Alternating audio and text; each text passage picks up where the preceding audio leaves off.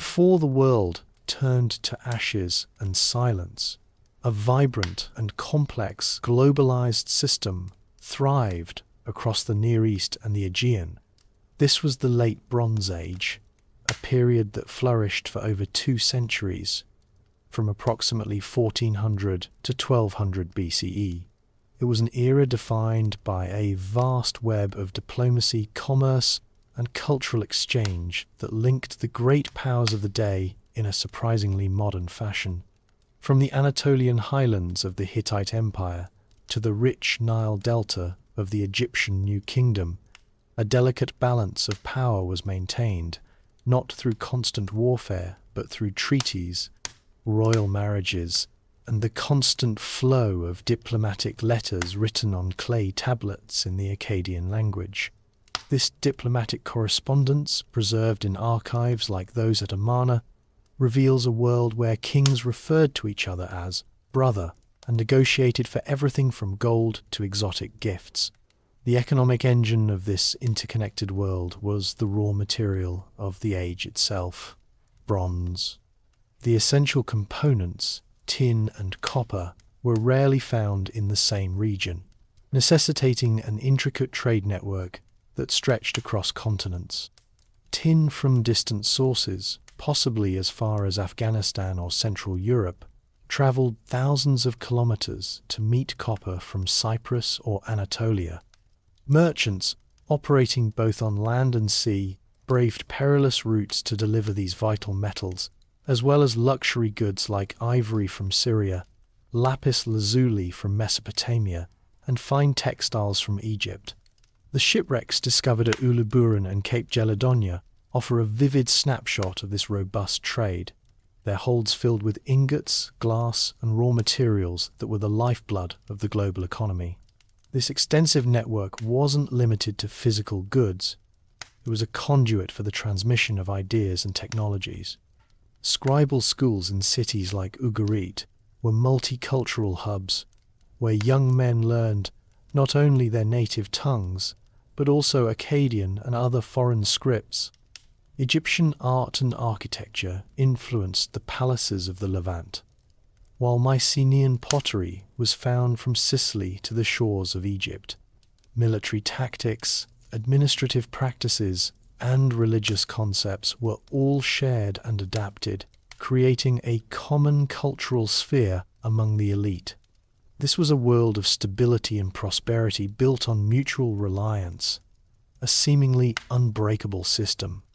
However, the very forces that powered this golden age would ultimately prove to be its greatest weakness, as a single disturbance in one region could send catastrophic ripples across the entire globe. The intricate connections that had once promised eternal prosperity were about to become the channels of a shared collapse. Just a quick announcement: if you enjoy this video so far, please subscribe to our channel, as it motivates us to bring you a new story every evening. This is the only kind request tonight, and we won't bother you with it anymore until the very end of today's story. Let's get back to the video. The stability of the Late Bronze Age was not a product of chance, but of a meticulously maintained diplomatic framework. At its centre lay a system of peer-to-peer relations among the great power club of sovereigns known as the Great Kings. These rulers, including those of Egypt, Hatti, Babylonia, Assyria, and Mitanni, corresponded with one another as equals, addressing their counterparts as "my brother." This royal correspondence, written almost exclusively in the lingua franca of Akkadian cuneiform, established a shared language of power and protocol across a vast geographical area. The most compelling evidence of this system is the archive of over 380 clay tablets discovered at Amarna in Egypt, containing diplomatic exchanges from the reigns of pharaohs Amenhotep III and Akhenaten. The Amarna letters provide an unparalleled view into the intricacies of this diplomatic network. They are not merely formal declarations, but often personal and sometimes petulant communications detailing everything from requests for gold and accusations of broken promises to complaints about the quality of gifts received. Tushratta, the king of Mitanni, frequently wrote to the pharaoh, negotiating for lavish dowries for his daughters who were sent to join the Egyptian royal harem. Ashur-uballit I, the king of Assyria, strategically complained of being treated as a subordinate rather than as a fellow great king, signaling his kingdom's rising power. The Hittite monarch Suppiluliuma also appears, engaging in complex discussions over territorial disputes and trade routes. These tablets demonstrate that diplomacy was an active and continuous process, driven by both state interests and personal relationships between rulers. Formal treaties codified these informal bonds. The most famous example is the Treaty of Kadesh between Ramesses II of Egypt and Hattusili III of the Hittite Empire, signed in 1258 BCE. Following decades of intermittent conflict, this document established a lasting peace. It was a pact of non-aggression and mutual defense, obligating each power to assist the other against internal rebellion or external invasion. It was a form of collective security, a recognition that the great empires had more to gain from cooperation than from conflict. These treaties were often sealed with dynastic marriages, transforming political alliances into family relationships. Hittite princesses were sent to Egypt and Assyria, and Babylonian and Mitannian princesses became queens in the pharaoh's court, creating kinship ties that further reinforced the fragile peace. The entire system was supported by a highly skilled class of messengers and scribes. Envoys traversed the length of the Fertile Crescent, their safe passage guaranteed by treaty, carrying tablets, letters, and gifts. The protocol was rigid and precise, with every aspect of an embassy, from the rank of the messenger to the wording of the salutation, conveying a specific political message. This elaborate but effective network of communication and formal agreement underpinned the stability of the Late Bronze Age. It was a world that understood the value of a shared system and the necessity of maintaining it, even as underlying tensions occasionally flared. The interconnected nature of this diplomatic web ensured that for centuries the major powers largely avoided the sort of total war that would come to define the age that followed. The complex diplomatic framework of the Late Bronze Age was built upon a foundation of economic interdependence, centered on a trade system that spanned the known world. The most vital commodity in this era was bronze, an alloy of copper and tin. This metallurgical reality created a unique challenge. The sources for these two essential metals were geographically distinct and often separated by thousands of kilometers. Copper, primarily sourced from Cyprus and Anatolia, was abundant. Tin, however, was a rare and precious resource, with major deposits likely located in Central Asia, modern-day Afghanistan, and potentially from sources in Central Europe or the British Isles. The scarcity of tin necessitated a robust and far-reaching trade network, as no single empire controlled both resources in sufficient quantities to meet demand. This global economy was a testament to logistical ingenuity. Goods moved along established routes, both on land and by sea. Land caravans, consisting of donkeys and other pack animals, traversed the length of the Fertile Crescent, carrying precious metals and luxury items. These terrestrial trade routes were controlled by intermediaries, such as the Assyrian merchants of the Old Assyrian Empire, and later the Aramaean tribes. Coastal and deep-sea trade, however, was a more significant engine of commerce. The Aegean and Mediterranean were arteries for maritime exchange, with ships sailing from ports in the Levant, Anatolia, and the Greek mainland. The archaeological evidence of this trade is most powerfully demonstrated by the Uluburun shipwreck, which sank off the coast of modern Turkey around 1300 BCE. The vessel's cargo provides a stunning inventory of the era's commerce. Its hold contained over 10 tons of copper ingots and at least 1 ton of tin ingots, enough to cast the equivalent of 300 large suits of armor. The Uluburun shipwreck also carried a remarkable collection of other goods that illustrate the scope and nature of this trade. There were over 150 Canaanite jars, likely filled with resin, and large quantities of glass ingots in various colors. Raw ivory, originating from Syrian elephants, was present, along with hippopotamus teeth from Egypt. There were gold and silver ingots, jewelry, weapons, and even a scarab with the name of the Egyptian queen Nefertiti. The presence of so many diverse items on a single ship underscores the role of maritime commerce in moving large quantities of both raw materials and luxury goods across the interconnected world. This was a system of highly specialized merchants and middlemen who facilitated the flow of goods, transforming the scarcity of raw materials into a catalyst for a shared prosperity. The stability of this network, however, was its greatest vulnerability. The disruption of a single trade route by war, political collapse, or piracy had the potential to cripple entire economies that were dependent on the flow of goods from distant lands.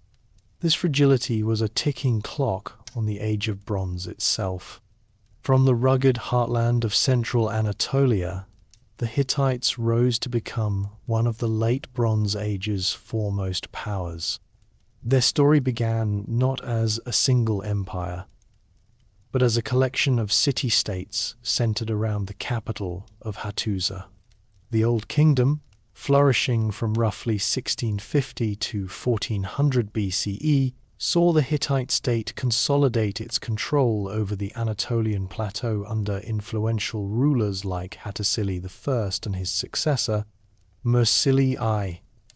Mursili's audacious raid on Babylon in 1595 BCE, while not resulting in a permanent conquest, effectively ended the first Babylonian dynasty and established the Hittites as a formidable military force on the wider Near Eastern stage. However, a period of internal strife and foreign pressure led to a temporary decline before the emergence of the New Kingdom, or Hittite Empire, around 1400 BCE. This imperial phase was characterized by a powerful centralized government and a highly organized military. The Hittite state was not a monolithic entity, but rather a complex system of direct rule and vassal kingdoms. These vassals, particularly in northern Syria, paid tribute and supplied troops, serving as crucial buffers against rival powers. The Hittite legal system, codified in the Hittite Code, was renowned for being less harsh than its Mesopotamian counterparts, often preferring financial restitution over corporal punishment. The empire's religion was a syncretic pantheon that incorporated deities from the Hurrian and Hattian peoples, a reflection of their multi-ethnic and multi-regional dominion. This religious flexibility helped maintain stability within their diverse territories. The apex of Hittite power was achieved under monarchs like Suppiluliuma I, who, in the 14th century BCE, launched campaigns that broke the power of the Mitanni kingdom and extended Hittite influence deep into the Levant. This expansion brought the Hittites into direct contact and conflict with the Egyptian New Kingdom, leading to a period of intense rivalry. The climax of this imperial competition was the Battle of Kadesh in 1274 BCE, where the Hittite army under Mu'tali II confronted the forces of Ramesses II. The battle, a strategic stalemate, ultimately led to the world's first known peace treaty, signed between Hattusili III and Ramesses II, solidifying the Hittite status as a true peer to Egypt.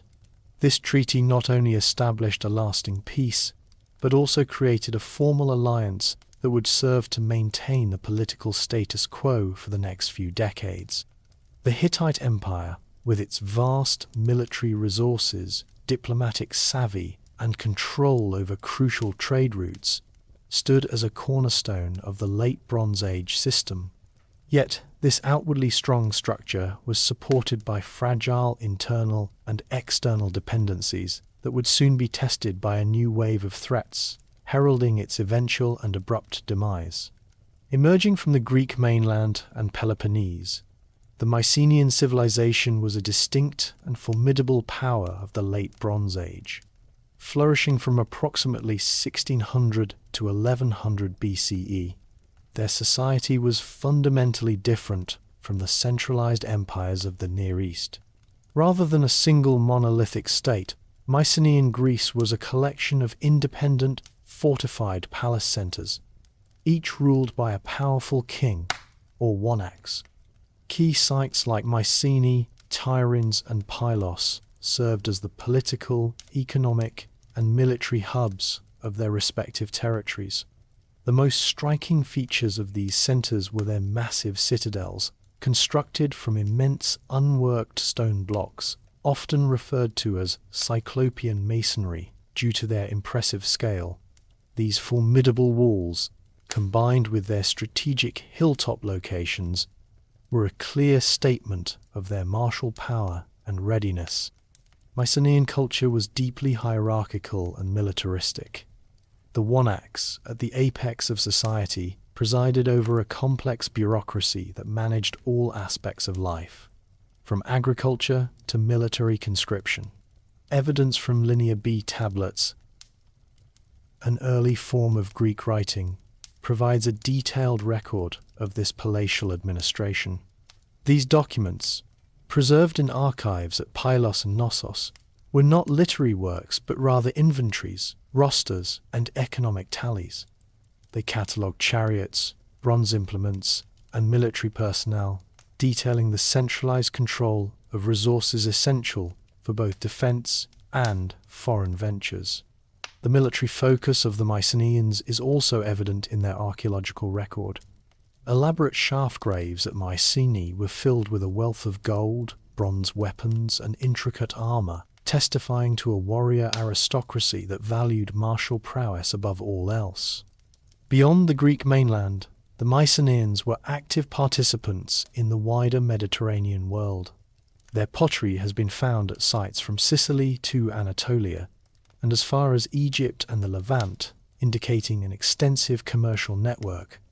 They were renowned for their bronze metallurgy and engaged in both trade and piracy along the sea lanes. This maritime power gave them a significant presence in the Aegean and beyond, bringing them into contact and conflict with other empires. The Greek collective name for themselves, Achaeans, as used in Hittite and Egyptian texts, suggests a degree of pan-Hellenic identity or even a form of loose confederation, often referred to as the Achaean hegemony. Texts from Ugarit and Hattusa refer to a powerful kingdom of Ahiawa, which is widely believed by scholars to be a reference to Mycenaean Greece. This kingdom was treated as a peer to the Hittite and Egyptian powers, indicating the Achaeans' standing in the international arena.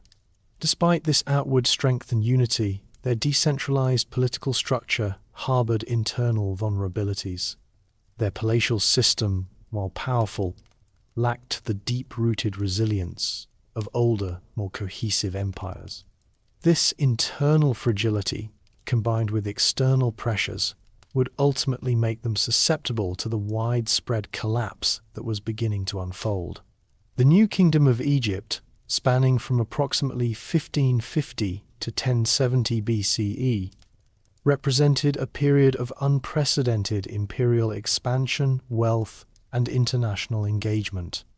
Following the expulsion of the Hyksos, a period of national resurgence saw a succession of powerful pharaohs, including Thutmose III, Amenhotep III, Akhenaten, and Rameses II, consolidate their control over a vast territory. The Egyptian state, with its highly centralized administration, powerful priesthood, and formidable army, was a cornerstone of the late Bronze Age system. The pharaoh, as the divine monarch and the earthly representative of the gods, presided over an empire that extended from Nubia in the south to the Levant in the north. The economic power of the new kingdom was immense, fueled by the agricultural surplus of the Nile and the vast quantities of gold extracted from Nubian mines. This wealth allowed the pharaohs to construct monumental temples and elaborate burial complexes, most notably in the Valley of the Kings. The city of Thebes served as the religious and administrative capital, with the sprawling temple complexes of Karnak and Luxor dedicated to the state cult of Amun-Ra. These architectural projects were a statement of imperial power and divine favor, requiring a massive workforce and an intricate system of resource management. The new kingdom's administration was a complex bureaucracy, staffed by a literate class of scribes who managed everything from tax collection to military logistics. Militarily, Egypt was a formidable force. The New Kingdom army, which included both infantry and elite chariot divisions, was capable of projecting power far beyond its borders. Pharaohs like Thutmose III conducted extensive campaigns in the Levant, securing tribute and establishing a series of vassal states that formed a buffer zone against the Hittite and other northern powers. These military operations were not merely for conquest, but were essential for maintaining control over crucial trade routes. Egypt's diplomatic standing as a great king was undisputed. The Amarna letters reveal the pharaoh as the central hub of a diplomatic network, receiving correspondence and gifts from other Near Eastern powers. The pharaoh was seen as the supreme authority, often being petitioned for gold and military aid by lesser kings and vassals. This imperial zenith, however, was not without its internal and external vulnerabilities. The radical religious reforms of Akhenaten, who attempted to elevate the sun disk Aten to a monotheistic position, caused significant internal disruption and weakened Egypt's hold over its Levantine territories. While these issues were largely resolved by the Ramesside pharaohs, Egypt's external power was increasingly challenged. The rise of Assyria and the growing power of the Hittites created a new geopolitical reality, culminating in the Battle of Kadesh. Despite Ramesses II's propagandistic claims of victory, the subsequent peace treaty with the Hittites effectively recognized a balance of power. As the 13th century BCE drew to a close, a new and more insidious threat began to emerge from the sea, one that would test the very foundations of the House of Ra and its imperial might. The region of Canaan and the Levant, a narrow strip of land along the eastern Mediterranean coast, was a nexus of interconnectedness during the Late Bronze Age. Unlike the great unified empires, this area was a patchwork of independent city-states, each with its own ruler but all deeply intertwined with the economies and politics of their powerful neighbors. Major urban centers such as Ugarit, Megiddo, Hazor, and Byblos were not merely local entities. They were critical nodes in the global trade network that linked the Aegean, Anatolia, Mesopotamia, and Egypt. Their geopolitical position made them simultaneously prosperous and vulnerable, serving as a buffer zone and a battleground for the ambitions of the surrounding empires. The political structure of the Levant was defined by its status as a mosaic of vassal kingdoms. Most of these city-states owed allegiance to either the Egyptian New Kingdom or the Hittite Empire. This allegiance was a source of both stability and constant tension. The Amarna letters are filled with desperate pleas from Canaanite rulers to their Egyptian overlord, Akhenaten, for military aid against invaders and rivals. These letters reveal a world of shifting loyalties and complex power dynamics.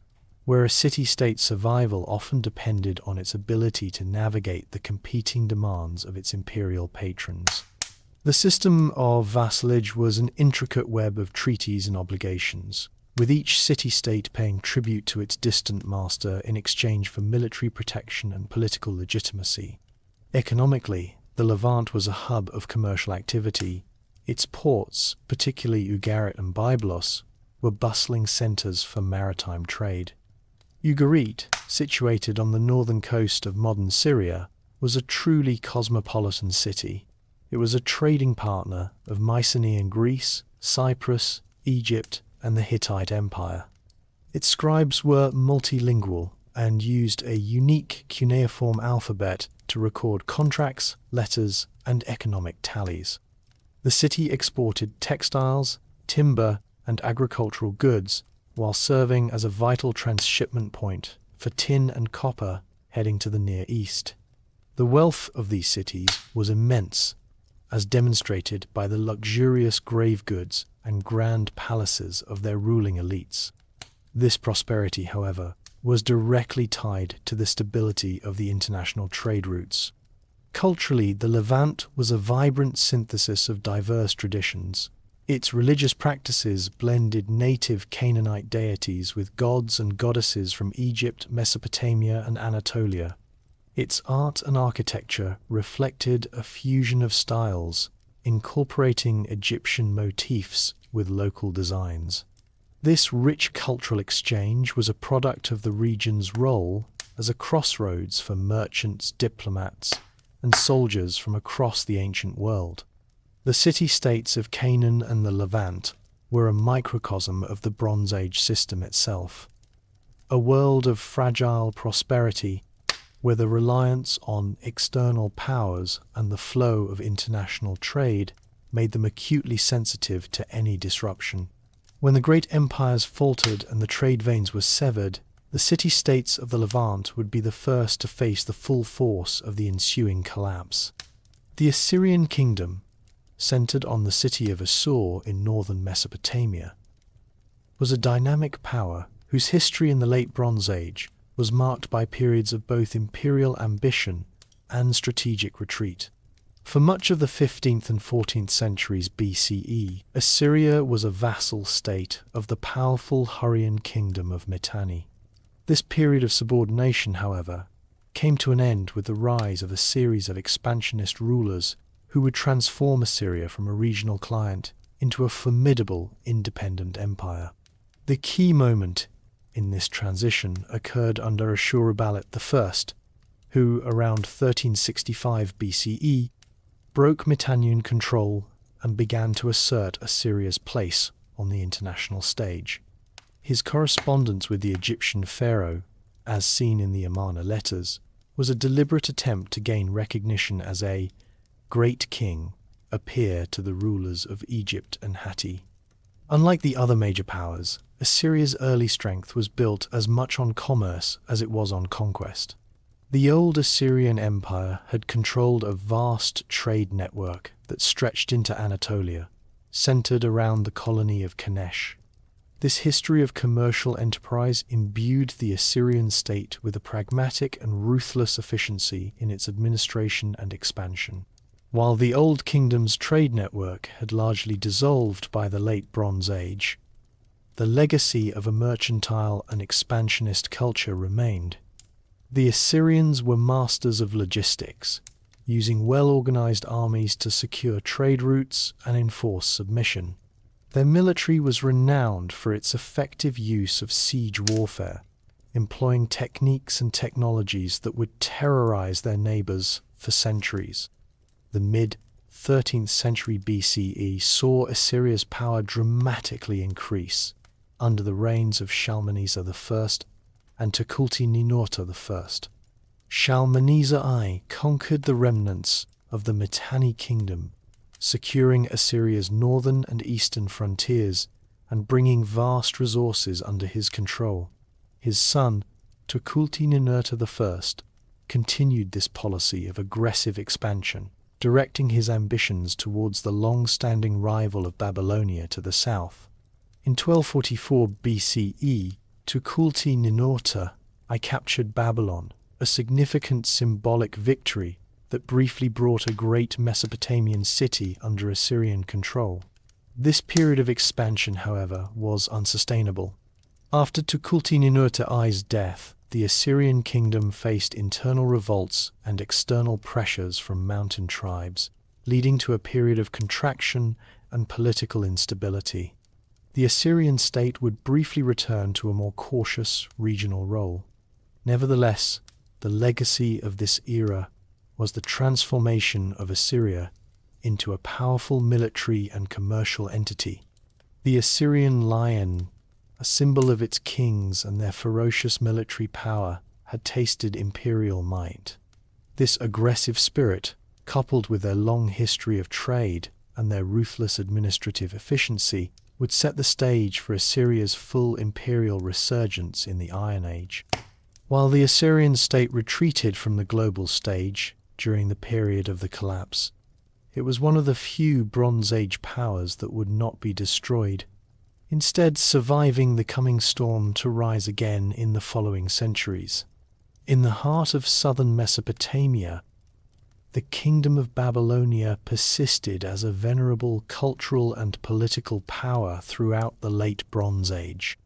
Following the sack of Babylon by the Hittite king Mursili I in 1595 BCE, the city was seized by the Kassites, a people of obscure origins who had gradually infiltrated the region.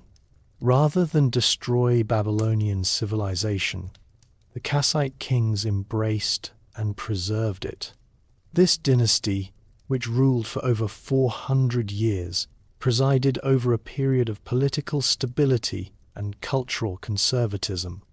They established a new capital at Dur-Kurigalzu, but maintained Babylon as the symbolic and religious center of their kingdom, showing a deep respect for the city's ancient traditions. The Kassite period in Babylonia was marked by a sophisticated system of administration. Unlike the expansive military empires of the Hittites or Egyptians, the Kassite state was focused on maintaining internal order and controlling the vast agricultural resources of the Mesopotamian plain. The kings issued grants of land to their officials and loyal followers, a practice documented on kuduru, or stone boundary markers. These kuduru were not only legal documents, but also works of art, inscribed with the details of the land grant and decorated with divine symbols. They provide invaluable information about the political and social structure of the Kassite kingdom. Babylonia's enduring legacy was its role as a cultural and intellectual hub. It was the wellspring of cuneiform scholarship, with scribes painstakingly copying and preserving ancient Sumerian and Akkadian texts. The Babylonian libraries and scribal schools were centers of learning that attracted scholars from across the Near East. The Epic of Gilgamesh, the Enuma Elish, and other seminal literary and mythological works were codified and standardized during this era. Babylonian astronomical and mathematical knowledge was unparalleled. Scribes produced detailed star charts and developed sophisticated methods for calculating planetary movements, knowledge that was highly sought after by other civilizations. This intellectual and cultural dominance gave Babylonia a unique form of soft power. Even when militarily or politically weaker, its influence on religion, literature, and science was immense. Babylonia was an active participant in the late Bronze Age diplomatic network. The Amarna letters contain correspondence between the Kassite king Bernaburiya II and the Egyptian pharaoh, in which the Babylonian ruler complained about the Assyrian king's attempts to establish direct diplomatic relations with Egypt. This rivalry was not only about political standing, but also about economic control. Babylonia's control over the southern Mesopotamian trade routes was challenged by Assyria's rise to power, leading to intermittent conflict. The Kassite dynasty eventually met its end under the onslaught of invasions from Assyria and Elam around 1155 BCE. While the Kassite dynasty fell, the city of Babylon and its intellectual heritage would survive, serving as a beacon of civilization throughout the coming storm of the Bronze Age collapse. The Minoan civilization, centered on the island of Crete, was a dominant maritime power during the Middle and early Late Bronze Age, from approximately 2000 to 1450 BCE. Their influence extended across the Aegean, earning them a reputation as thalassocrats, or lords of the sea. Unlike the centralized militaristic empires of the Near East, Minoan society appears to have been organized around a series of large, unfortified palatial centers. The most prominent of these was the Palace of Knossos, a sprawling complex that served as the administrative, economic, and ceremonial hub of Minoan Crete. The lack of extensive fortifications around their palaces and cities suggests that Minoan power relied less on military might and more on naval control and commercial prosperity. Minoan economic power was built upon a sophisticated system of production and trade. The palace complexes were not just royal residences, but vast warehouses and workshops. Archaeological evidence shows large storage magazines for olive oil, wine, and grain, as well as workshops for the production of fine pottery, metalwork, and textiles. The Minoans were master craftsmen, and their products, particularly their elegant pottery, have been found at sites throughout the Aegean, the Levant, and Egypt. This trade network was extensive, with Cretan merchants exchanging their goods for tin, copper, and luxury items from the Near East and other parts of the Mediterranean.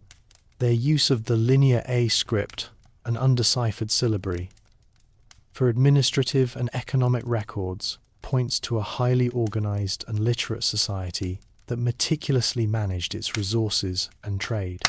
Minoan culture was characterized by its unique artistic style, known for its vibrant frescoes and elegant pottery. These artworks depicted scenes of religious rituals, marine life, and athletic feats, such as bull leaping.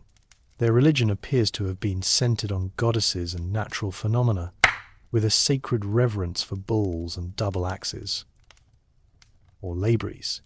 The palace complexes themselves, with their complex layouts and ceremonial courtyards, were a physical manifestation of this ritualistic and peaceful society. The relationship between the Minoans and the rising power of the Mycenaeans on the Greek mainland remains a subject of debate among historians. While the two cultures initially engaged in a client-patron relationship, with the Mycenaeans adopting Minoan artistic and cultural forms, this dynamic seems to have shifted around 1450 BCE.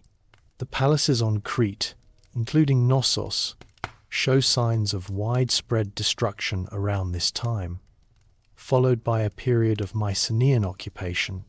The Linear B tablets found at Knossos date to this later period, suggesting that the Mycenaeans took over the existing palatial administration. The civilization of the Minoan sea lords, once a beacon of peaceful prosperity, came to an abrupt and final end, its legacy absorbed and its dominance replaced by the more militaristic power from the north. The collapse of this great civilization was one of the earliest signs that the interconnected world was beginning to unravel. The late Bronze Age world, for all its splendor, was built on a foundation of agricultural stability that was intrinsically linked to climate. A growing body of paleoclimatological evidence suggests that beginning around the late 13th century BCE, a significant and prolonged period of drought began to affect the Near East, the Aegean, and North Africa. Ice core data from Greenland, sediment records from the Mediterranean, and pollen analyses from across the region indicate a sustained reduction in rainfall and a shift in atmospheric circulation patterns. This great drought was not a single isolated event, but a series of dry years that put immense stress on the agricultural systems that supported the great urban centers and vast populations of the empires. The reliance on intensive, large-scale agriculture made the late Bronze Age civilizations particularly vulnerable to a climatic downturn, Mesopotamia and Egypt, while built around major river systems, still depended on seasonal rains to support their hinterlands and sustain livestock. The Mycenaean and Hittite civilizations, with their more varied topographies, were even more susceptible to shifts in rainfall. The Hittite archives at Hattusa contain records of grain shortages and food rationing during this period, suggesting a state-level response to an unfolding agrarian crisis. Similarly, evidence from Mycenaean Greece points to a decline in agricultural productivity and a move towards more drought-resistant crops. The economic and social implications of this were profound. Food shortages led to malnutrition, reduced population levels, and a decline in labor available for monumental construction and military campaigns. The economic distress caused by the drought created a cascade of secondary effects. As local food supplies dwindled, populations were forced to migrate in search of fertile land and sustenance. These migrations were not coordinated military movements, but desperate, localized population shifts that put pressure on neighboring regions. Displaced farmers and herders became refugees, seeking to enter the territories of more stable powers. This created a perfect environment for internal unrest. Archaeological evidence shows an increase in internal conflicts and peasant revolts within the great empires. The centralized palatial systems, which had provided stability during times of plenty, proved unable to cope with widespread famine and social upheaval. The concentration of power and wealth in the hands of the elite meant that when the harvests failed, the common people bore the brunt of the suffering, leading to a breakdown in the social contract. This environmental and social instability was the first of many factors that would unravel the delicate web of the Late Bronze Age. While the great empires could withstand a single military defeat or a localized revolt, they were not equipped to handle a systemic, long-term crisis that undermined the very basis of their food production. The Great Drought was not the sole cause of the collapse, but it was a crucial catalyst, creating a fertile ground for the subsequent military, social, and economic shocks that would bring the Bronze Age to its violent and abrupt end. The prolonged climate shifts of the late 13th century BCE translated into a tangible crisis for the late Bronze Age powers: widespread agricultural failure. The Great Drought directly led to consecutive years of poor harvests, depleting grain reserves and crippling the food supply chains that sustained the dense populations of the empires. This was not a localized problem, but a systemic crisis affecting the entire interconnected world. Archaeological evidence from sites across the Near East and the Aegean, including analyses of crop remains and skeletal remains from this period, indicates a dramatic decline in nutritional health and an increase in mortality, particularly among the most vulnerable populations. The scarcity of food resources triggered a cascade of social and economic consequences. With local sustenance disappearing, populations were compelled to abandon their traditional settlements and migrate in search of survival. These movements were not organized military campaigns, but a desperate exodus of farmers, herders, and entire communities. As they fled failed harvests, these displaced groups put immense pressure on neighboring regions, straining resources and leading to conflicts over land, water, and livestock. The Hittite Empire, in particular, was ravaged by famine. Correspondence from the Hittite capital of Hattusa details requests for grain from Egypt and other powers, but the crisis was so widespread that these pleas were often unmet. The Hittite king Suppiluliuma II's inscriptions speak of sending ships to the land of Amurru in the Levant to bring back grain for a living, a testament to the dire need for resources. The burden of this famine fell disproportionately on the common people. The highly stratified palatial systems were designed to concentrate wealth and power in the hands of the elite, and when resources became scarce, the lower classes were the first to suffer. This systemic inequality led to a breakdown of the social contract. Archaeological evidence suggests a surge in internal conflicts, including peasant revolts and insurrections against the ruling class. The centralized administration, which had effectively managed the economies during times of plenty, was ill-equipped to handle the widespread social unrest caused by a lack of basic necessities.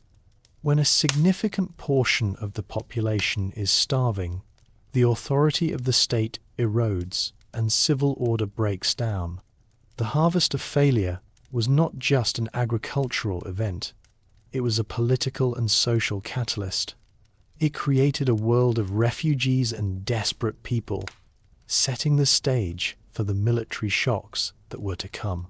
The movements of these displaced populations would later be associated with the Sea Peoples, a term that encompasses not a single unified invasion force, but a coalition of desperate peoples driven from their homes by famine and internal strife. The great empires, already weakened by resource shortages and internal rebellion, were now ripe for the invasion and destruction that would define the final moments of the Bronze Age. The maritime landscape of the Late Bronze Age was not just a stage for organized commerce, it was also home to seaborne groups whose activities would contribute to the era's instability. Among the earliest of these were the Shardana and the Sheklesh, two groups that appear in Egyptian and other Near Eastern records, often associated with piracy and military service. The Shardana are the most well-documented of these early groups. They are depicted in Egyptian reliefs from the 14th and 13th centuries BCE, recognizable by their distinctive horned helmets with a central knob, round shields, and long swords. These depictions show them as part of the Egyptian army, suggesting that the pharaohs, in a pragmatic move, incorporated these skilled mercenaries into their own forces. Egyptian texts, such as the Amarna letters, also refer to these groups. One letter from the pharaoh Akhenaten to the king of Byblos mentions the Shardana as being on the king's service, indicating their employment by the Egyptian state. This use of foreign mercenaries was a common practice in the New Kingdom, but the presence of the Shardana as a distinct and seemingly organized group suggests they were more than just scattered individuals. Their origins are uncertain, but they are often linked by modern scholars to the island of Sardinia, though this remains a hypothesis based on phonetic similarities. The Sheklesh, another of the early sea peoples, are less well known but are mentioned alongside the Shardana in Egyptian records, particularly in the papyrus Anastasi I, which dates to the reign of Ramesses II. They are also thought to have been a seafaring group, likely from the Aegean region, who engaged in similar raiding and mercenary activities. The activities of the Shardana and Shekelesh began as localized problems, a form of low-level harassment on the sea lanes. However, as the Late Bronze Age progressed, their raiding became more frequent and more destructive. This was not yet the coordinated invasion force that would later threaten the empires, but a symptom of the increasing fragility of the system. Their raids disrupted commercial traffic, putting a strain on the vital trade of tin and copper. A letter from the king of Elashia, Cyprus, to the pharaoh of Egypt complains of constant attacks by seaborne enemies, likely including the Shardana, forcing the Cypriot ruler to suspend trade. These raids, while a source of economic distress, also provided a livelihood for displaced and desperate peoples whose numbers were increasing as a result of the famine and internal strife on land. The presence of these groups and their eventual incorporation into the military apparatus of the great empires illustrates a key dynamic of the Bronze Age collapse. The empires, in a sign of their declining power, were increasingly reliant on external forces for their own security. What began as a strategic use of foreign fighters would eventually turn into a crisis, as these seaborne peoples, once manageable, became part of a larger, more destructive tide that could no longer be contained. The Shardana and Sheklesh were the initial military tremors, a sign of the deeper tectonic shifts that were beginning to transform the world. The intermittent raids of the Shah Dana and Shekelesh were a prelude to a larger, more destructive movement of peoples that would define the end of the Late Bronze Age. This new wave of migration and conflict involved groups that appear collectively in Egyptian records as the peoples of the sea. Among these were the Lukka and the Peliset, two groups whose activities represent the escalation of maritime conflict from sporadic piracy to a sustained and organized threat. The Lukka are a group with a long history in Near Eastern texts. They are mentioned in Hittite records dating back to the 14th century BCE as an unruly people of western Anatolia. The Hittite kings often struggled to control them, and a number of treaties mention their rebellious nature. They were a seafaring people engaging in piracy against the trade routes of the Hittite Empire and its allies. The Lukka are also recorded as having served as mercenaries for the Hittites, which illustrates the complex and fluid nature of loyalties during this period. Their presence as both a military resource and a constant source of instability in the Hittite sphere foreshadowed their later role in the collapse. As the Hittite Empire began to weaken under internal pressure, the Lukka's independence and aggression increased, contributing to the breakdown of centralized control in Anatolia. The Peliset are arguably the most famous of the Sea Peoples, identified by many scholars as the biblical Philistines. Egyptian records, particularly the inscriptions of Ramesses III at Medinet Habu, list the Peliset as one of the principal components of the coalition that attacked Egypt. Their origins are debated, but their material culture, as seen at archaeological sites like Tel Asafi Gath in modern Israel, shows strong connections to the Aegean, particularly to Mycenaean traditions. Their pottery, while distinct, incorporated Mycenaean designs, and their dietary habits included pork, unlike the native Canaanites. This archaeological evidence suggests the Peliset were a migratory group from the Aegean, displaced by the turmoil in their homeland and now seeking new territories. The collective actions of the Lukka, the Peliset, and other sea peoples around 1200 BCE marked a fundamental shift from individual raids to a coordinated, large-scale invasion. Egyptian records describe them as a coalition of peoples who made a confederation in the midst of the sea. They attacked the Hittite Empire, the Levant, and Egypt simultaneously, moving with a destructive force that suggests a planned, unified strategy. The destruction of cities like Ugarit and Hattusa and the widespread disruption of trade can be attributed in part to the unrelenting assaults of these seaborne forces. While the precise nature of their organization remains a mystery, the sheer scale of their attacks indicates that they were more than just a random collection of pirates. They were a demographic wave, likely a result of the famine and internal strife that had been destabilizing the Bronze Age world. They were not merely seeking plunder, they were seeking new homes, and they were willing to use any means necessary to take them. The Hittite Empire, despite its outward appearance as a formidable power, was a state built on a fragile foundation of decentralized governance and regional vassalage. The empire's administration relied heavily on treaties with client kings, particularly in Syria, who provided troops and tribute in exchange for protection from more powerful neighbors. This system worked effectively as long as the Hittite state was strong enough to enforce its will.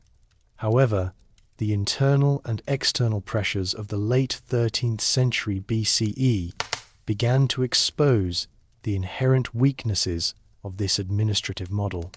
The Great Drought and subsequent famine disproportionately affected Anatolia and Syria, crippling the agricultural output of the Hittite heartland and its primary vassals.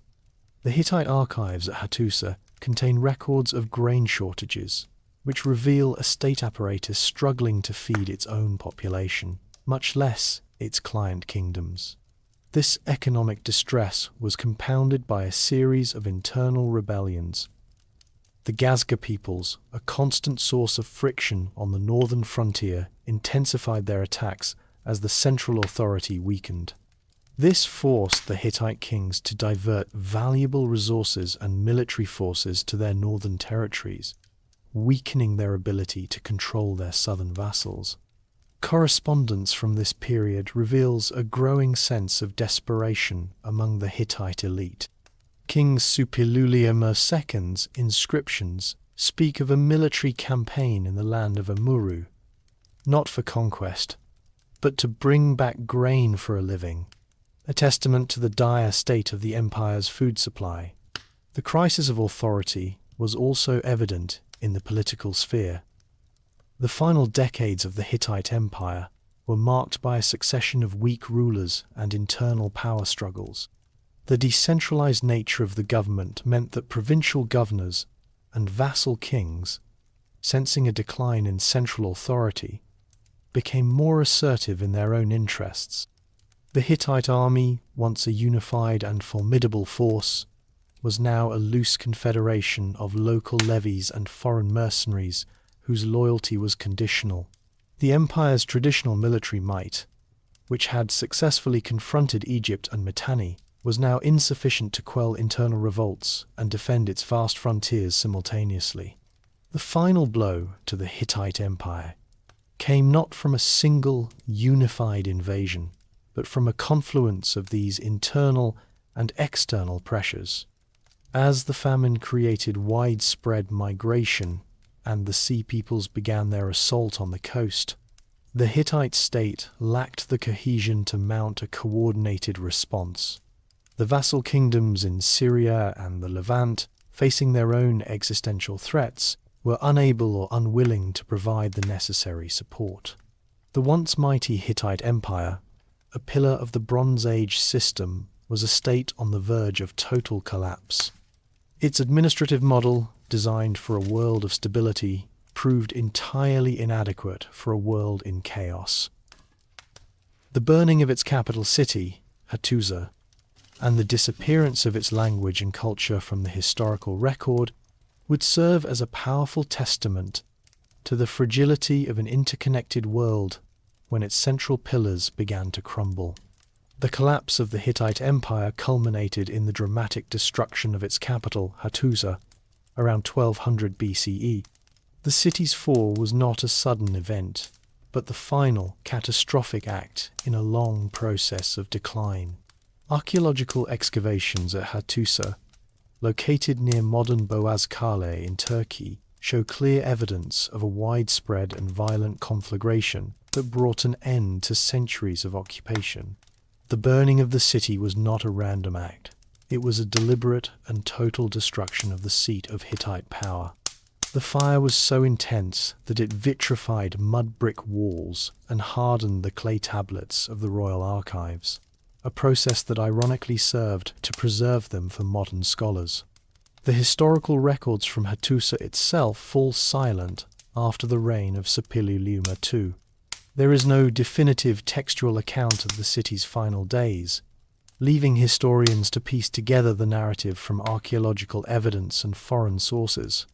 It is widely believed that the burning of Hattusa was not the work of a single external invading force. Instead, it was likely the result of a coordinated or coincidental assault by a number of groups. The Gazga peoples from the north, who had been a persistent threat for decades, may have been responsible for the final attack, taking advantage of the empire's internal strife and the withdrawal of its army to other frontiers. It is also possible that internal dissent or rebellion played a role. The Hittite state had been weakened by famine. Its administrative system was failing, and its army was overstretched. The city may have been abandoned by its elite, leaving it vulnerable to attack from local populations or foreign raiders. The most tragic loss from the fall of Hattusa was the knowledge contained within its royal archives. These collections of cuneiform tablets constituted a library of immense historical value, containing not only royal correspondence and treaties, but also administrative records, religious rituals, and literary works.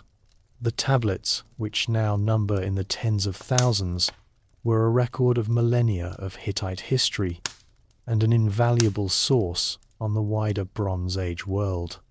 The burning of the city caused the roofs of the archival buildings to collapse, burying the tablets in debris where they would remain, undisturbed and largely unread, until their discovery by archaeologists in the late 19th and early 20th centuries. The loss of the scribal class and the destruction of the institutional memory of the Hittite Empire meant that the language and culture of the Hittites would largely disappear from the historical record for over 3,000 years. The fall of Hattusa was a powerful symbol of the Bronze Age collapse. It demonstrated that even the most powerful and well-established empires were not immune to the confluence of environmental, social, and military pressures that were bringing the entire system down. The fire that consumed the Hittite capital was not just the end of a city, but the end of an entire civilization, its final moments recorded only in the archaeological layers of its destruction and in the fragmented memory of a world that would soon forget its existence. The city-state of Ugarit, a crucial port on the northern coast of the Levant, was a microcosm of the Bronze Age's interconnectedness, and its final moments were captured in a series of poignant and historically significant documents. The most famous of these is a cuneiform tablet, now known as KTU 2.38 or RS 18.20, discovered in the ruins of the city's palace archives. This tablet, a letter from the last king of Ugarit, Ammurapi, to the Hittite king Suppiluliuma II, represents a final, desperate plea for assistance as the city faced imminent destruction. The content of the letter is a chilling testament to the speed and ferocity of the collapse. The tablet, left unfinished, paints a picture of a city under siege and a king overwhelmed by a crisis he cannot comprehend. In a hurried and almost panicked tone, Ammurapi writes, "My father, behold, the ships of the enemy came. My cities were burned with fire, and they did evil things in my country. Does not my father know that all my troops were in the land of Hatti, and all my ships were in the land of Lucca? They have not returned to my country, so my country is left with no soldiers and no ships. So I am alone, and the enemy has burned my country." The letter's details are a stark contrast to the formal and protocol-laden correspondence of the Amarna period. It is a direct and unvarnished account of a world collapsing in real time. The historical facts within this plea are critical. Ammurapi's letter confirms that the Hittite Empire had mobilized the armies and navies of its vassals, likely for a campaign against a growing threat, possibly the Sea Peoples themselves or internal rebellions. This overextension left the Levant and the Hittite heartland undefended. The mention of troops in the land of Hatti and ships in the land of Lucca highlights the complex military alliances and dependencies of the era. It also confirms that the destruction of Ugarit was a seaborne attack, as the ships of the enemy are explicitly mentioned. The fact that the tablet was never sent underscores the abrupt nature of the final collapse. The king's messenger likely never had the chance to leave the city before it was overrun. Archaeological excavations at Ugarit confirm the narrative of the letter. The city, which was a hub of international trade and a center of a unique cuneiform alphabet, was destroyed by a massive and sudden conflagration. The destruction layer containing the tablet and other administrative records shows no signs of a prolonged siege. The city was abandoned, or its population was slaughtered in a swift and devastating assault. The end of Ugarit sealed by a single desperate letter that was never delivered, was a powerful symbol of the failure of the Late Bronze Age system. Its fall demonstrates how the reliance on a single overstretched power for protection and the absence of a unified military response allowed a cascade of local collapses to become a regional catastrophe. The fall of Ugarit was not an isolated event, but a representative moment in a widespread pattern of destruction that swept across the Levant around 1200 BCE. Archaeological evidence from numerous sites along the coast and inland reveals a consistent destruction layer dating to this period, a sign that the entire region was subject to a sudden and violent series of attacks. Major cities, which had been prosperous hubs of trade and culture for centuries, were systematically sacked and burned. Key urban centers like Hazor, Megiddo, and Lachish in Canaan all show signs of sudden destruction, their final layers containing evidence of fire, battle, and abrupt abandonment. The perpetrators of this destruction were not the armies of a rival empire. The Egyptian and Hittite powers, preoccupied with their own internal crises, lacked the capacity to launch such a large-scale military campaign. Instead, the archaeological and textual evidence points to a new kind of enemy, a coalition of displaced peoples, likely originating from the Aegean and Anatolian regions, who were driven by a combination of famine and the collapse of their own societies. Egyptian records refer to these groups collectively as the Sea Peoples, a term that encompasses a diverse array of peoples, including the Peliset, the Cheka, and the Denyen. Their mode of warfare was distinct. They did not engage in prolonged sieges, which would have been documented in the historical record, but instead relied on swift, devastating attacks from the sea, overwhelming coastal defenses, and moving inland to destroy economic and political centers. The destruction of the Levantine cities was not total in every case. Some cities show signs of a gradual decline, while others, after a period of abandonment, were reoccupied by new, less sophisticated cultures in the Iron Age. However, the sheer scale of the destruction marks a definitive end to the Bronze Age system in the region. The elaborate palatial centers, administrative buildings and warehouses were all destroyed, signaling the end of the centralized bureaucratic economies that had defined the era. The meticulous administrative systems, which had used cuneiform and linear B to record trade and resources, were swept away. With the destruction of the scribal class and the institutional knowledge of the ruling elite, the ability to read and write was largely lost in the region for several centuries, leading to a dark age of literacy.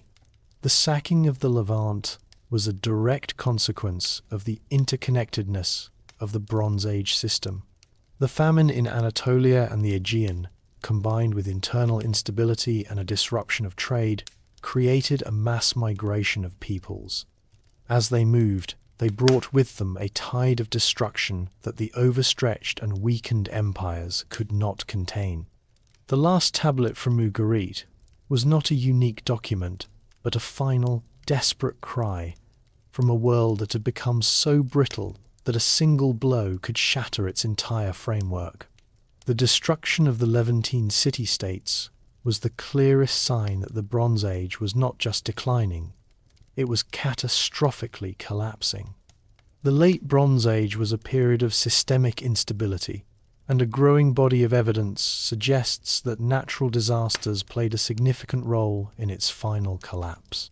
The theory of earthquake storms proposes that a series of cataclysmic seismic events struck the eastern Mediterranean between 1225 and 1175 BCE, contributing to the widespread destruction of urban centers. The region, located along major fault lines, is prone to seismic activity. However, archaeological excavations at numerous sites from this period show evidence of not just individual earthquakes, but a sequence of major seismic events that occurred within a relatively short period. often less than 50 years. This phenomenon, which has a precedent in the geological record, could have had a devastating cumulative effect on the fragile Bronze Age infrastructure. Archaeological sites across the Aegean and Near East show a destruction layer marked by sudden collapse and fire that is consistent with a seismic event. At Mycenaean sites like Pylos and Tiryns, walls were toppled and buildings collapsed in a manner that points to a major earthquake. The Linear B tablets at Pylos, which document a state of high alert and the mobilization of coastal defenses, were baked by a subsequent fire, suggesting the earthquake was followed by an inferno. In Anatolia, the Hittite capital of Hattusa shows evidence of a massive fire that consumed the city after a seismic event, leaving its impressive fortifications in ruins. Similarly, sites in the Levant and Cyprus, such as Ugarit and Enkomi, have destruction layers that contain signs of both seismic activity and subsequent fire. The sudden collapse of buildings and the discovery of objects buried under collapsed masonry are powerful indicators of these events. The impact of these cataclysmic events went far beyond the immediate physical destruction. The great palatial systems of the Bronze Age were built to withstand military assault, but they were vulnerable to a series of powerful earthquakes. These structures were not designed with modern seismic engineering in mind. The collapse of the palaces was not just the destruction of buildings, it was the physical manifestation of the end of a centralized bureaucratic system. The administration, the scribal class, and the economic infrastructure that managed the empire's resources all resided within these palaces. Their sudden collapse would have led to a loss of institutional memory and a breakdown of the social order. Furthermore, a series of major earthquakes would have severely disrupted trade networks and communication. Ports would have been destroyed, roads rendered impassable, and crucial supply lines severed. This would have compounded the ongoing crisis of famine and social unrest, creating a feedback loop of destruction. Populations displaced by earthquakes would have joined the flow of migrants and refugees, putting further pressure on other regions and contributing to the general chaos. While not the sole cause, the great earthquake storms likely acted as a powerful accelerant, pushing an already fragile system into a state of irreversible collapse. The toppling walls and burning palaces were a physical testament to the world's unraveling. The Mycenaean civilization, a network of powerful and independent palace centers, did not fall all at once. Instead, its collapse was a swift and brutal process, evidenced by the archaeological destruction layers at its most prominent sites. The end came abruptly for the citadels of Pylos and Mycenae, two of the most significant power centers on the Greek mainland. Archaeological evidence from both sites points to a sudden and violent end, marked by widespread fire and the toppling of the palatial structures. The destruction of these fortified strongholds, which had stood for centuries as symbols of power and stability, was a definitive sign of the Bronze Age's end in the Aegean. The most revealing evidence for the final moments of Mycenaean Pylos comes from its royal archives. A collection of Linear B tablets, baked hard by the fire that consumed the palace, provides a snapshot of a civilization on the brink. These tablets, written in a hurried, almost panicked hand, record a series of emergency measures taken by the Warnaks of Pylos. They document the mobilization of coastal defenses, the allocation of bronze for weapons, and the recruitment of watchmen. The texts also mention the distribution of religious offerings to the gods, a sign of a society seeking divine intervention in a time of existential crisis. The tablets are not a narrative account of the fall, but a chilling administrative record of a government preparing for an attack that was already underway. The fact that they were left unfiled and were only preserved by the fire itself, suggests that the palace was overrun before the scribes could complete their work. At Mycenae, the namesake of the civilization, the evidence is similarly stark. The impressive citadel, with its famous lion gate and cyclopean walls, was also violently destroyed by a massive fire around 1200 BCE. The destruction layer shows no signs of a prolonged siege. Instead, it indicates a swift assault. The fortifications were not breached by battering rams or siege towers, but appear to have been overrun, possibly from within or through a surprise attack. The treasury buildings, which had held the immense wealth of the Mycenaean kings, were plundered, their contents scattered in the ruins.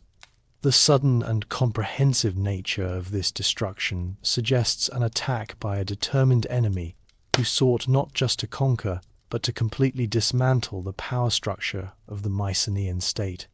The fall of these citadels was not a military defeat in the traditional sense, but the collapse of an entire political and economic system. The decentralized nature of Mycenaean society, which had once been its strength, now became its greatest weakness. The independent palace centers, preoccupied with their own survival, could not mount a unified defense against a new and unprecedented threat. The destruction of Pylos and Mycenae was not the result of a single decisive battle. It was the result of a systemic failure to adapt to a world that was rapidly changing. The burning palaces were a funeral pyre for a civilization that had been undone by a combination of internal strife, environmental pressures, and the arrival of new, unidentifiable enemies. The destruction of the great citadels of Pylos and Mycenae was not a prelude to a new political order, but the definitive end of the palatial system that had defined Mycenaean Greece. This was not a change in regime, but a systemic collapse that brought an end to an entire way of life. The highly centralized, bureaucratic administration of the Mycenaean state proved to be its greatest vulnerability. The palaces were not just royal residences, they were the economic and political heart of their kingdoms.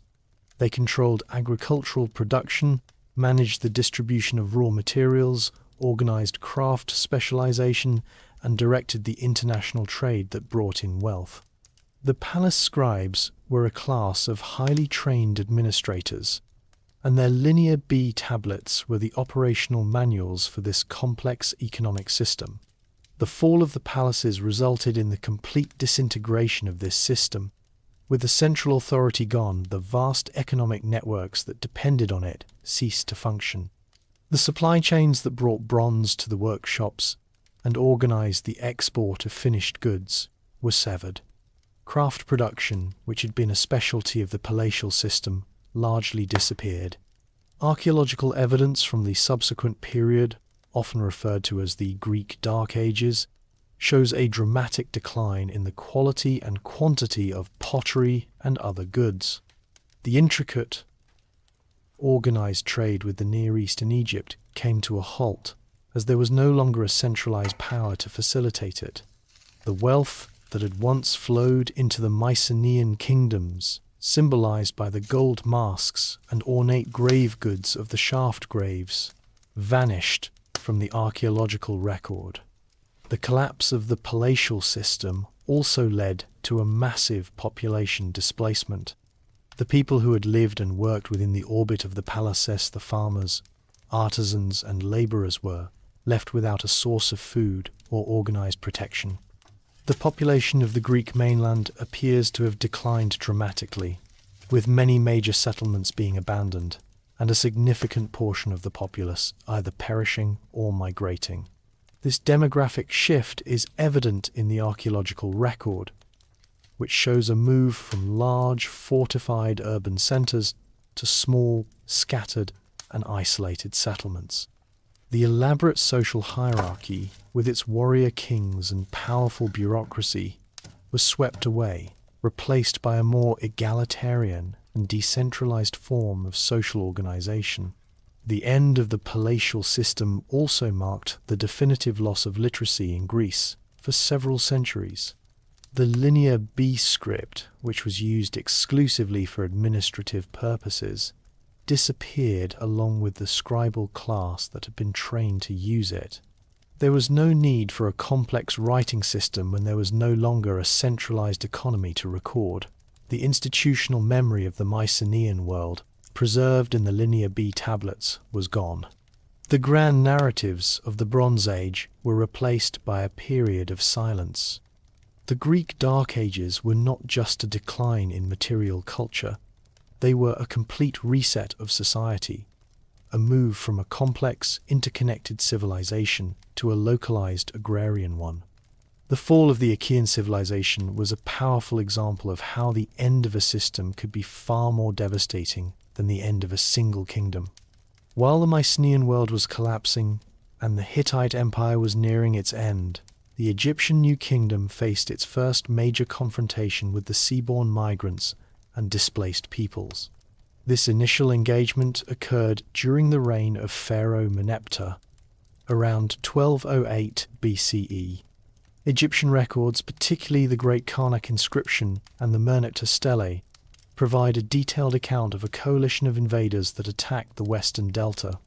These records are crucial historical sources, as they offer the only contemporaneous narrative from one of the great empires regarding these events. The Merneptah stele, also known as the Israel stele, provides a list of the defeated enemies. The coalition that attacked Egypt was not a single entity, but a diverse group. The inscription lists the Libyans as the primary aggressors, but it also enumerates their allies, a group of foreign lands that came with them. These allies are identified as the Iqesh, the Teresh, the Luka, the Shurdan Shardana, and the Shekelesh. The names of these groups, particularly the Shardana and Shekelesh, are familiar from earlier Egyptian records, where they were employed as mercenaries or acted as pirates. Now, they were part of a full-scale invasion force. This indicates a fundamental shift in their actions from sporadic raiding to organized migration and conquest. The conflict was a land battle, fought on the western frontiers of the Egyptian delta. According to the Great Karnak inscription, Meneptah's forces, including chariots and infantry, engaged the invading coalition in a decisive battle. The Egyptians were victorious, claiming to have inflicted a massive defeat on the enemy. The inscription boasts of the immense number of dead and captured, stating that the pharaoh cast them down and gave them over to the hands of the army. The stele specifically mentions that the coalition was composed of peoples at the head of all foreign countries, and that they came with their wives, children, and cattle, a detail that suggests their migration was not for plunder, but for a permanent resettlement. The confrontation with Meneptah was a powerful sign that the crisis gripping the late Bronze Age was reaching Egypt's doorstep. While the Egyptian state successfully repelled this first wave, the invasion exposed the vulnerability of its frontiers and highlighted the desperate nature of the peoples involved. The records from Merneptah's reign are significant because they are the first to refer to a collective entity, the Sea Peoples, who came to Egypt as a massive migratory force rather than as small raiding bands. The invasion was a clear warning that the same forces of famine and displacement that had already undone the Hittite and Mycenaean worlds were now poised to test the resilience of the new kingdom itself. This first confrontation was a military victory for Egypt, but it was also a harbinger of the greater storm to come. The victory of Meneptah was a temporary reprieve, not a definitive solution. The forces of famine and displacement continued to drive a second, more powerful wave of migrants and invaders toward Egypt's borders. The full force of this coalition, again referred to in Egyptian records as the Sea Peoples, descended upon the new kingdom during the reign of Pharaoh Ramesses III, approximately 1177 BCE. The historical records of this conflict are drawn primarily from the monumental inscriptions at Ramesses III's mortuary temple at Medinet Habu. The inscriptions and reliefs there provide a detailed account of a coordinated attack on a scale far exceeding the earlier invasion under Meneptah. The coalition that attacked Egypt was a confederation of diverse peoples, as noted in the Medinet Habu inscriptions. The list of invaders is specific, naming the Peliset, the Cheka, the Shekelesh, the Denyen, and the Weshesh. The inscriptions also mention a land-based component of the invasion, which included the Libyans and other allied groups. The Egyptian reliefs are a crucial source, depicting a vast migratory movement with ox-drawn carts carrying the invaders' wives, children, and possessions. This detail is critical, as it confirms that the Sea Peoples were not just a military force, but an entire demographic in search of a new home. They had already devastated the Hittite and Mycenaean worlds, and had now set their sights on the prosperous Nile Delta. The invasion of Ramesses III's reign was a two-pronged assault. The primary attack came by sea, with a fleet of warships filled with warriors. At the same time, a land-based column advanced from the north and west, moving through the Levant and along the coast. The Medinet Habu inscriptions detail the destruction wrought by this second wave, stating that the enemy laid their hands upon the lands as far as the circuit of the earth. The cities of the Levant, which had served as Egypt's buffer zone and its economic conduits, were already in ruins. Archaeological evidence from sites like Hazor and Megiddo confirm this narrative of widespread destruction. The invasion was a direct threat to Egypt's territorial integrity and its control over its northern vassals. Ramesses III's military response was both on land and at sea. The key engagement was the Battle of the Delta. Egyptian records state that the pharaoh prepared a naval ambush, luring the enemy fleet into the narrow confines of the Nile Delta's estuaries. The battle reliefs at Medinet Habu provide a rare glimpse of ancient naval warfare, depicting Egyptian archers and infantry on the shore and in small boats firing on the Sea People's vessels. The Egyptian navy, with its superior maneuverability in the tight waters, was able to pin the enemy fleet against the coast. At the same time, the land-based attack was met and defeated by the Egyptian army. While Ramesses III claimed a total and decisive victory, the reality was more complex. The invasion was repelled, but the victory came at a great cost. The Sea Peoples were not annihilated, they were defeated and dispersed. Many of the surviving groups, particularly the Peliset and the Cheka, would eventually settle on the coast of the Levant, a region now known as Philistia, forever altering the geopolitical landscape of the Near East. Egypt had survived, but it was a victory of exhaustion, and the new kingdom's imperial power would soon begin its irreversible decline. Following the decisive naval victory at the Battle of the Delta, Pharaoh Ramesses III commissioned a monumental narrative of the conflict etched into the walls of his mortuary temple at Medinet Habu. These inscriptions and reliefs are a primary source for understanding the Sea People's invasion, but they are also a masterwork of royal propaganda. The pharaoh's account is not a neutral historical record, but a carefully constructed story of divine victory designed to reassert the power and legitimacy of the new kingdom and its ruler in a time of unprecedented crisis. The narrative is a fusion of historical events with theological claims, portraying the invasion as a cosmic battle between the forces of order and chaos. The Medinet Habu inscriptions begin by establishing the existential threat posed by the invaders. The texts state that the Sea Peoples laid their hands upon the lands as far as the circuit of the earth, a hyperbolic phrase designed to magnify the scale of the threat and, by extension, The pharaoh's subsequent triumph. The reliefs depict the invaders in a state of chaos, with their ranks disorganized and their bodies disfigured, in stark contrast to the disciplined and perfectly rendered Egyptian army. This visual narrative was a deliberate attempt to portray the enemy not as a formidable military force, but as a disorganized mob of barbarians. The pharaoh himself is depicted in a heroic, almost superhuman manner, single-handedly turning the tide of battle with his bow, a motif borrowed from earlier imperial iconography. The propagandistic nature of the narrative is most evident in its theological claims. The inscriptions consistently credit the victory not to military strategy alone, but to the direct intervention of the gods, particularly the sun god Ra and the state deity Amun.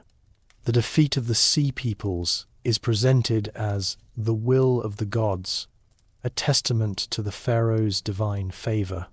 The texts state that the enemy's plans were cast into confusion in their hearts by the gods, and that the invaders came from the sea to the land of Egypt in the wake of the gods' wrath.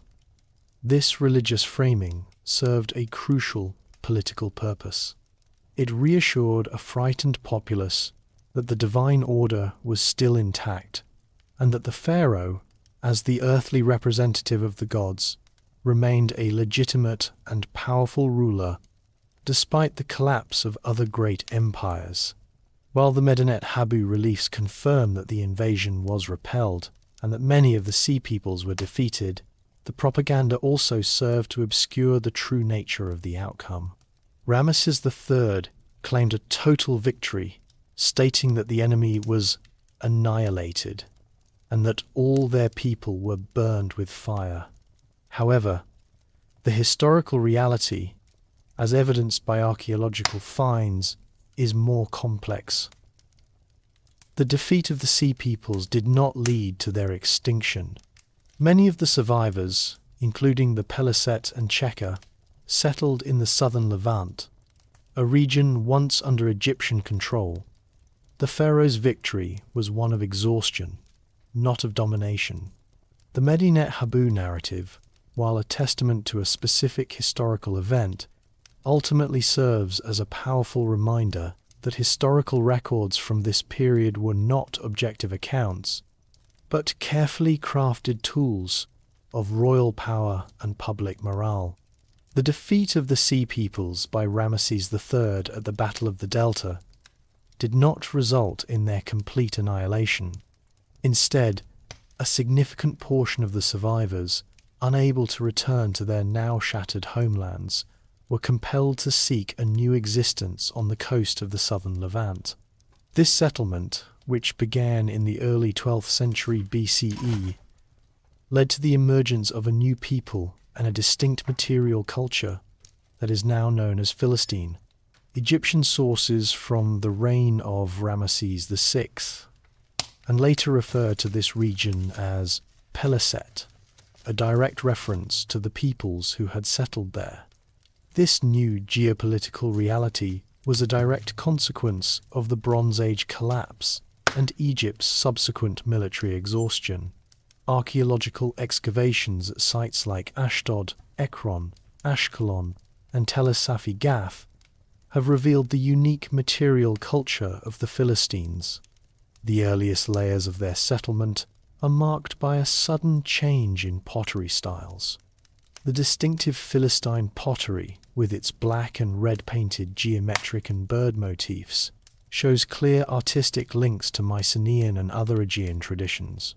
This stark break from the native Canaanite pottery and the appearance of Aegean-style architecture and ceramic technology provides strong archaeological evidence for a foreign population arriving and settling in the region. The Philistine diet, as revealed by faunal remains, also differed from the native Canaanites, with a much higher reliance on pork, a custom common in the Aegean but not in the Levant. This new Philistine culture was a fusion of foreign and local elements. While their initial settlements retained a distinct Aegean character, they quickly adopted Canaanite and Egyptian forms of governance and administration. The Philistines did not create a unified kingdom, but were organized into a pentapolis, or 5 independent city-states: Ashdod, Ekron, Ashkelon, Gath, and Gaza.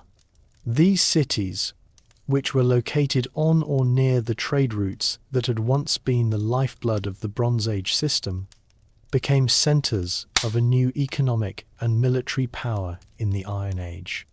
Their strategic location gave them a degree of control over both inland and coastal trade, a position that would bring them into frequent conflict with the neighboring peoples of the region, including the early Israelites. The rise of the Philistines as a regional power was a direct result of the power vacuum left by the collapse of the great Bronze Age empires. The Egyptian New Kingdom, while victorious against the Sea Peoples, was too weakened and overstretched to reassert its full imperial control over the Levant. The Hittite Empire had ceased to exist. With the traditional great powers no longer able to enforce their will, new, smaller, and more localized political entities could emerge.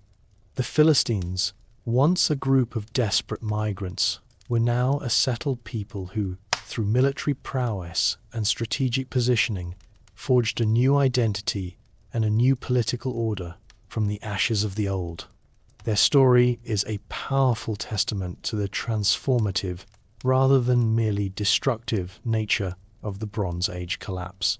While the great empires of the late Bronze Age were collapsing around it, the Assyrian kingdom faced its own set of internal and external challenges that brought its period of imperial expansion to a temporary halt. Unlike the Hittites and Mycenaeans, who suffered catastrophic destruction, the Assyrian state survived the collapse, but it did so in a state of severe contraction and decline. The reasons for this decline were rooted in the very forces that were bringing down the rest of the interconnected world. The widespread disruption of trade and the loss of provincial control fundamentally weakened Assyria's power and forced a retreat from its imperial ambitions. The Assyrian economy was highly dependent on international trade, particularly the import of bronze from other regions. As the major sea lanes were disrupted by pirates and the Sea Peoples, and as the great urban centers of the Levant and Anatolia were sacked, the flow of goods into Assyria ceased. The collapse of the Hittite Empire and the decline of Egypt's imperial control meant that the traditional trade partners and intermediaries were no longer able to function. This cessation of commerce created a severe shortage of bronze and other vital materials, crippling Assyria's military and economic power. The Assyrian state, which had relied on a well-equipped army to enforce its will and secure tribute, now lacked the resources to maintain its military dominance.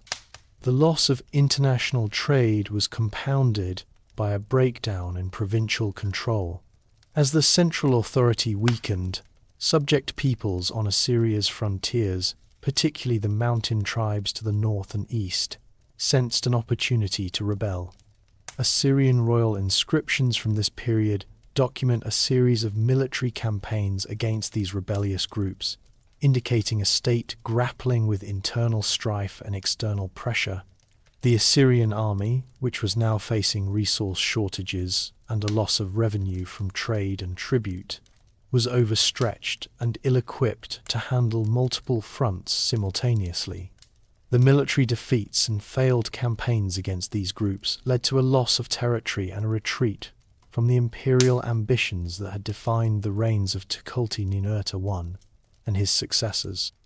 Assyria's decline in the 12th century BCE was not a terminal collapse, but a strategic retreat. It was one of the few Bronze Age powers to survive the cataclysm, a testament to its strong central administration and its enduring cultural and political identity. However, its survival came at a high cost. For nearly 2 centuries, Assyria would enter a period of political and military stagnation, with its influence confined to its immediate core territory. Its imperial ambitions were put on hold and its economic power was severely diminished. The end of Assyrian power in the Bronze Age was a direct consequence of the loss of the interconnected world. It survived the collapse, but it could not escape its consequences, and it would not re-emerge as a true imperial force until the dawn of the Iron Age. The Kassite kingdom of Babylonia, which had ruled southern Mesopotamia for over 4 centuries, faced its own terminal decline in the late 12th century BCE, a direct consequence of the systemic collapse of the Late Bronze Age. While Babylonia did not suffer the kind of total destruction that befell the Hittites and Mycenaeans, its long-standing stability was irrevocably broken by a confluence of external military pressures and internal economic decay. The end of the Kassite dynasty was a definitive moment, signaling the end of an era of unprecedented longevity and cultural conservatism in Mesopotamia. Babylonia's decline was primarily triggered by its long-standing rivalry with the resurgent kingdom of Assyria to the north and the kingdom of Elam to the east. The Assyrian king Tukulti-Ninurta I had already sacked Babylon in the mid-13th century BCE, a symbolic blow to Kassite prestige, though the dynasty managed to recover. The final collapse, however, came from a combined assault. The Elamite king Shutruk-Nahunte I, a powerful and ambitious ruler, launched a series of invasions into Babylonia. Around 1155 BCE, the Elamites, in a decisive military campaign, captured the city of Babylon. This victory was a final and humiliating end for the Kassite dynasty. The Elamite conquest had profound cultural and political consequences. The invaders, unlike the Kassites before them, did not fully embrace Babylonian traditions.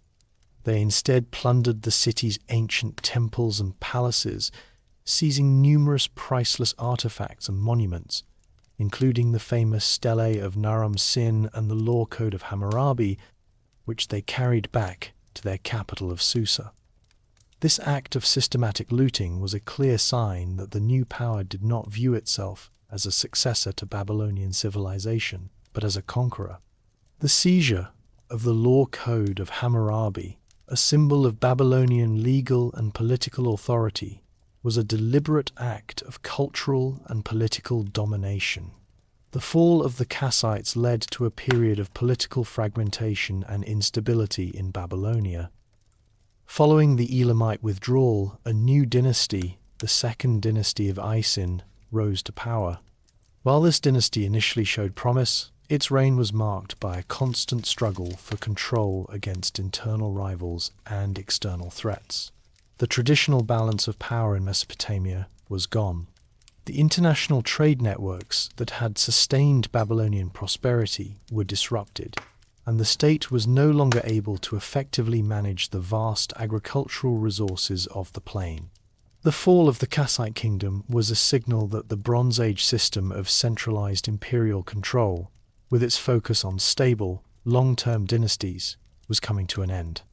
Babylonia would survive the collapse, and its cultural legacy would endure, but its political power would remain fractured for centuries, a world away from the stability of the Kassite twilight. The Late Bronze Age was a world built on commerce, and its collapse was a direct result of the cessation of the international trade networks that were its lifeblood. The great empires were not self-sufficient entities. They were dependent on the constant flow of raw materials and finished goods from distant lands. When this flow was disrupted, the entire system began to unravel. The most critical commodities in this collapse were the metals themselves, tin and copper. The scarcity of tin, in particular, created a systemic crisis. As the major trade routes were severed by internal rebellion, piracy, and the sack of key port cities, the import of tin from its distant sources to the Near East came to a sudden halt. This cessation of trade is evident in the archaeological record. The destruction layers at major trade hubs like Ugarit and Hattusa mark a definitive end to the commercial transactions that had defined the era. The shipwrecks at Ulu Burun and Cape Gelidonia, which provide a snapshot of the vibrant commerce of the Late Bronze Age, have no counterparts in the subsequent period. The absence of these trading vessels from the archaeological record is a powerful testament to the complete cessation of deep-sea commerce. The palatial economies, which relied on the import of raw materials to supply their workshops, were crippled. Without a steady supply of tin, the production of bronze for tools, weapons, and luxury goods ceased. The technological foundation of the era, which had given it its name, was no longer sustainable. The economic consequences went far beyond the shortage of a single metal. The highly specialized nature of the Bronze Age economy meant that when the trade networks collapsed, a whole chain of related industries failed. The scribal class, whose sole purpose was to record administrative and economic tallies, lost its reason for being. The diplomatic network, which had used gifts and trade as a means of political influence, ceased to function. With no goods to exchange, there was no need for the intricate system of royal correspondence that had once spanned the Near East. The absence of this diplomatic dialogue is a key feature of the Dark Age that followed the collapse, as the major powers of the past, now isolated and weakened, were no longer in communication. The end of the Bronze Age was therefore not a simple military or environmental event, but a systemic failure of a globalized economy. The interconnectedness that had once brought wealth and stability now served as a conduit for disaster. The same channels that had flowed with tin, copper, and ivory now carried a tide of famine and rebellion. The great empires, which had relied on trade to fuel their armies and sustain their populations, found themselves unable to adapt. The cessation of international trade was the final fatal blow to a system that had become too complex for its own good. It was the end of a golden age, and the beginning of a period of isolation and struggle from which a new, simpler world would eventually emerge. The catastrophic end of the Bronze Age was so complete that its memory was not preserved in formal historical accounts, but in fragmented fables, myths, and legends passed down through a new, largely non-literate era. The disappearance of the scribal class and the collapse of the centralized empires meant that no single unified narrative of the collapse was ever written. Instead, the events were remembered in a collective folklore that transformed historical trauma into symbolic narratives. These stories, though lacking specific dates and names, contained a kernel of historical truth that would echo through the subsequent centuries. The most prominent of these narratives is the Homeric tradition, which recounts the Trojan War and its aftermath. While the Iliad and the Odyssey are epic poems, they are set in a world that is clearly the decaying shadow of the Mycenaean civilization. The poem's heroes fight with bronze weapons, live in fortified citadels, and possess a level of wealth and martial prowess that was a distant memory to the Greeks of the Iron Age. The Siege of Troy, a multi-year military campaign involving a coalition of Achaean kings, reflects the kind of large-scale warfare and political alliances that were a hallmark of the Late Bronze Age.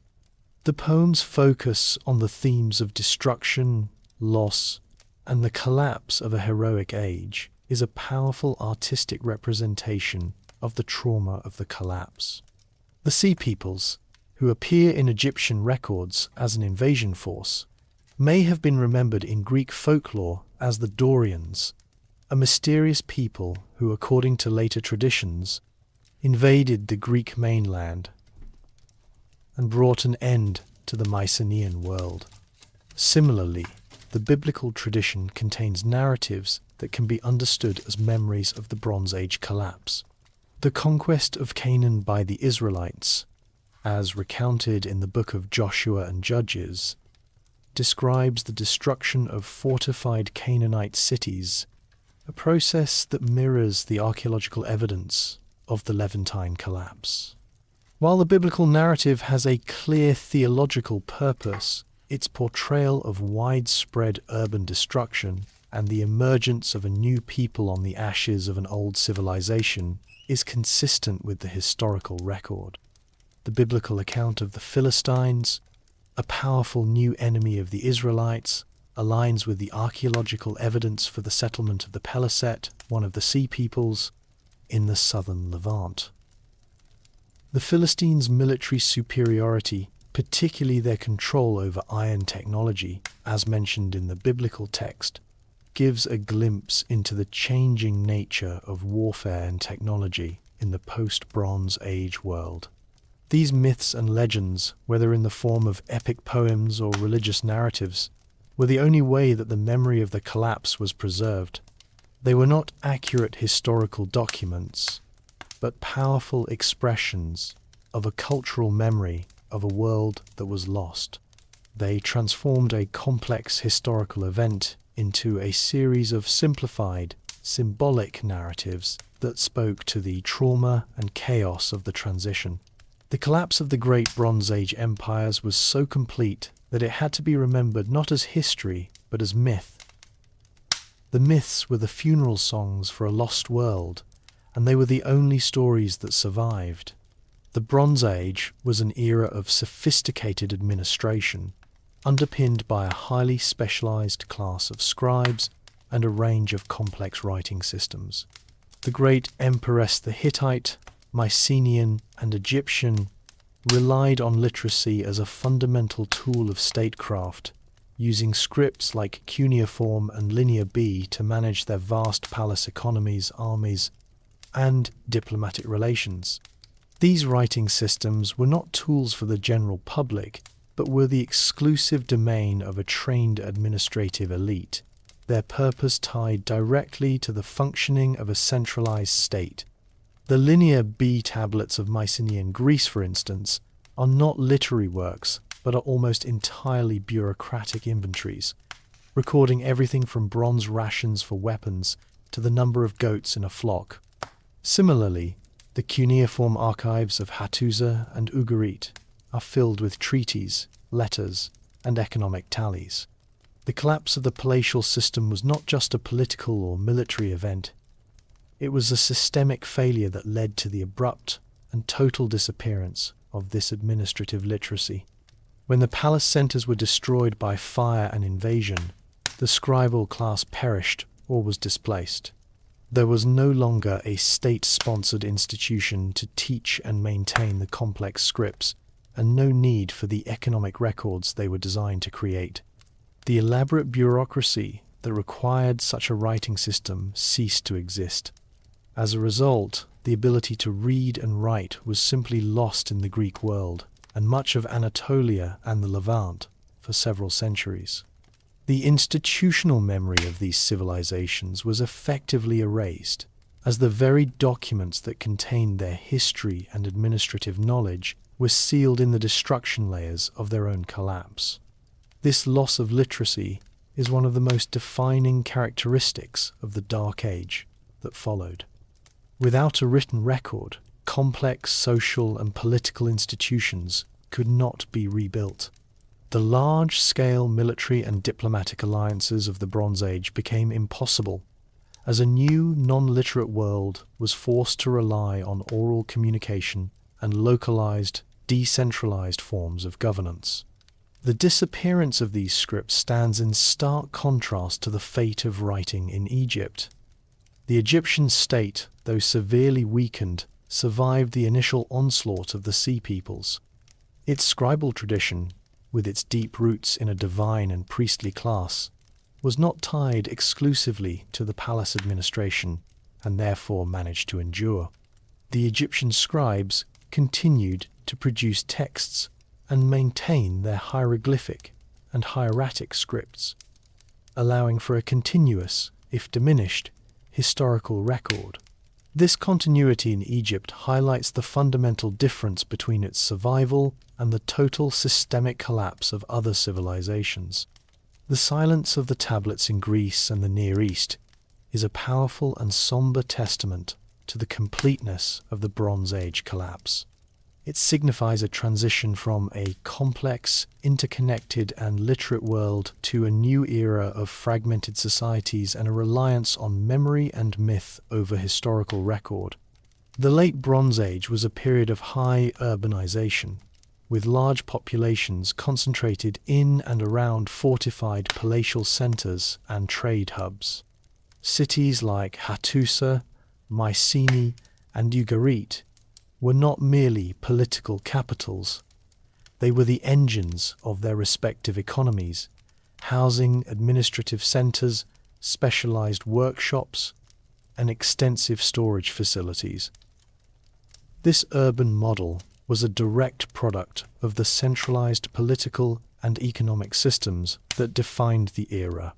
The surplus agricultural production of the surrounding countryside was funneled into these centers, supporting a large population of non-farmers, including soldiers, artisans, scribes, and priests.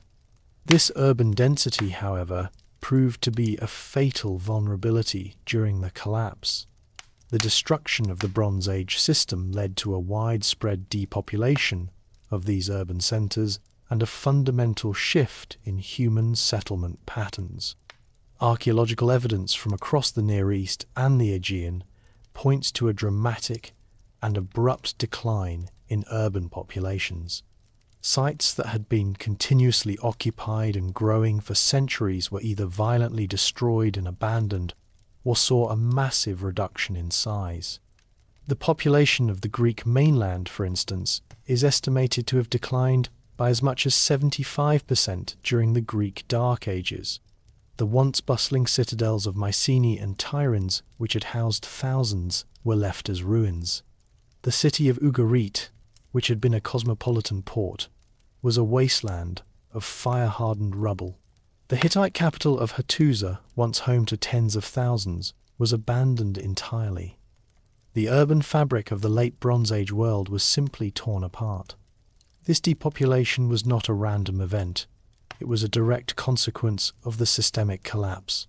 The agricultural failures caused by the Great Drought and the disruption of trade led to widespread famine, making it impossible for large populations to sustain themselves in the cities. The destruction of the palatial systems severed the food supply chains that had fed the urban population. With no centralized authority to organize food distribution or defense, the cities became death traps. People were forced to flee in search of sustenance, returning to a more localized, subsistence-based existence in small, scattered settlements. This demographic shift is evident in the archaeological record, which shows a move from large urban centers to rural hamlets. The new settlement pattern of the Iron Age was fundamentally different from that of the Bronze Age. The highly stratified social hierarchy was gone, replaced by a more egalitarian and decentralized form of social organization. The new hamlets were smaller, less complex, and lacked the specialized craftsmanship and bureaucratic sophistication of the old cities.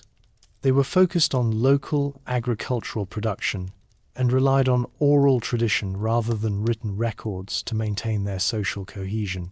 The depopulation of the cities was a powerful and tragic testament to the completeness of the Bronze Age collapse.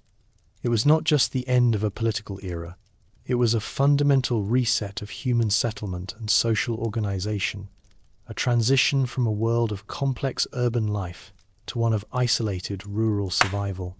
The great urban centers of the past had become silent ruins, their inhabitants either gone or struggling to survive in a new and much simpler world. The collapse of the Bronze Age was a cataclysmic event, but from its ashes a new era was born, defined by a different technology. Iron. The transition from bronze to iron was not a simple technological upgrade, but a fundamental shift in the global economy and social structure. The Bronze Age had been an era of centralized control, reliant on a complex international trade network to procure the rare and distant tin necessary for bronze production. Iron, however, was a far more common metal, with sources available throughout the Near East and Europe. This geological reality meant that iron could be produced on a local level, democratizing access to a crucial resource. The archaeological record shows a definitive and widespread adoption of iron technology beginning in the 12th century BCE. At sites across Anatolia, the Levant, and Greece, a destruction layer from the collapse is often followed by a new settlement layer, characterized by the presence of iron artifacts. These early iron tools and weapons were not superior to their bronze counterparts in terms of quality or durability. Early iron smelting was a difficult and often inconsistent process, and the metal itself was often brittle. However, its widespread availability made it a viable alternative in a world where bronze was now a rare and expensive commodity. This technological shift was a direct response to the economic disruption of the Bronze Age collapse. As the international trade routes for tin and copper were severed, the isolated, decentralized communities of the Iron Age were forced to turn to a more local and accessible material. The social implications of this shift were profound. The Bronze Age had been an era of highly stratified society, where the ruling elite held a monopoly on bronze production, controlling the flow of raw materials and the output of the specialized workshops within the palatial centers.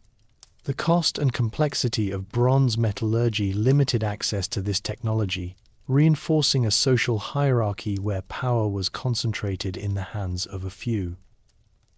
The rise of iron technology dismantled this system.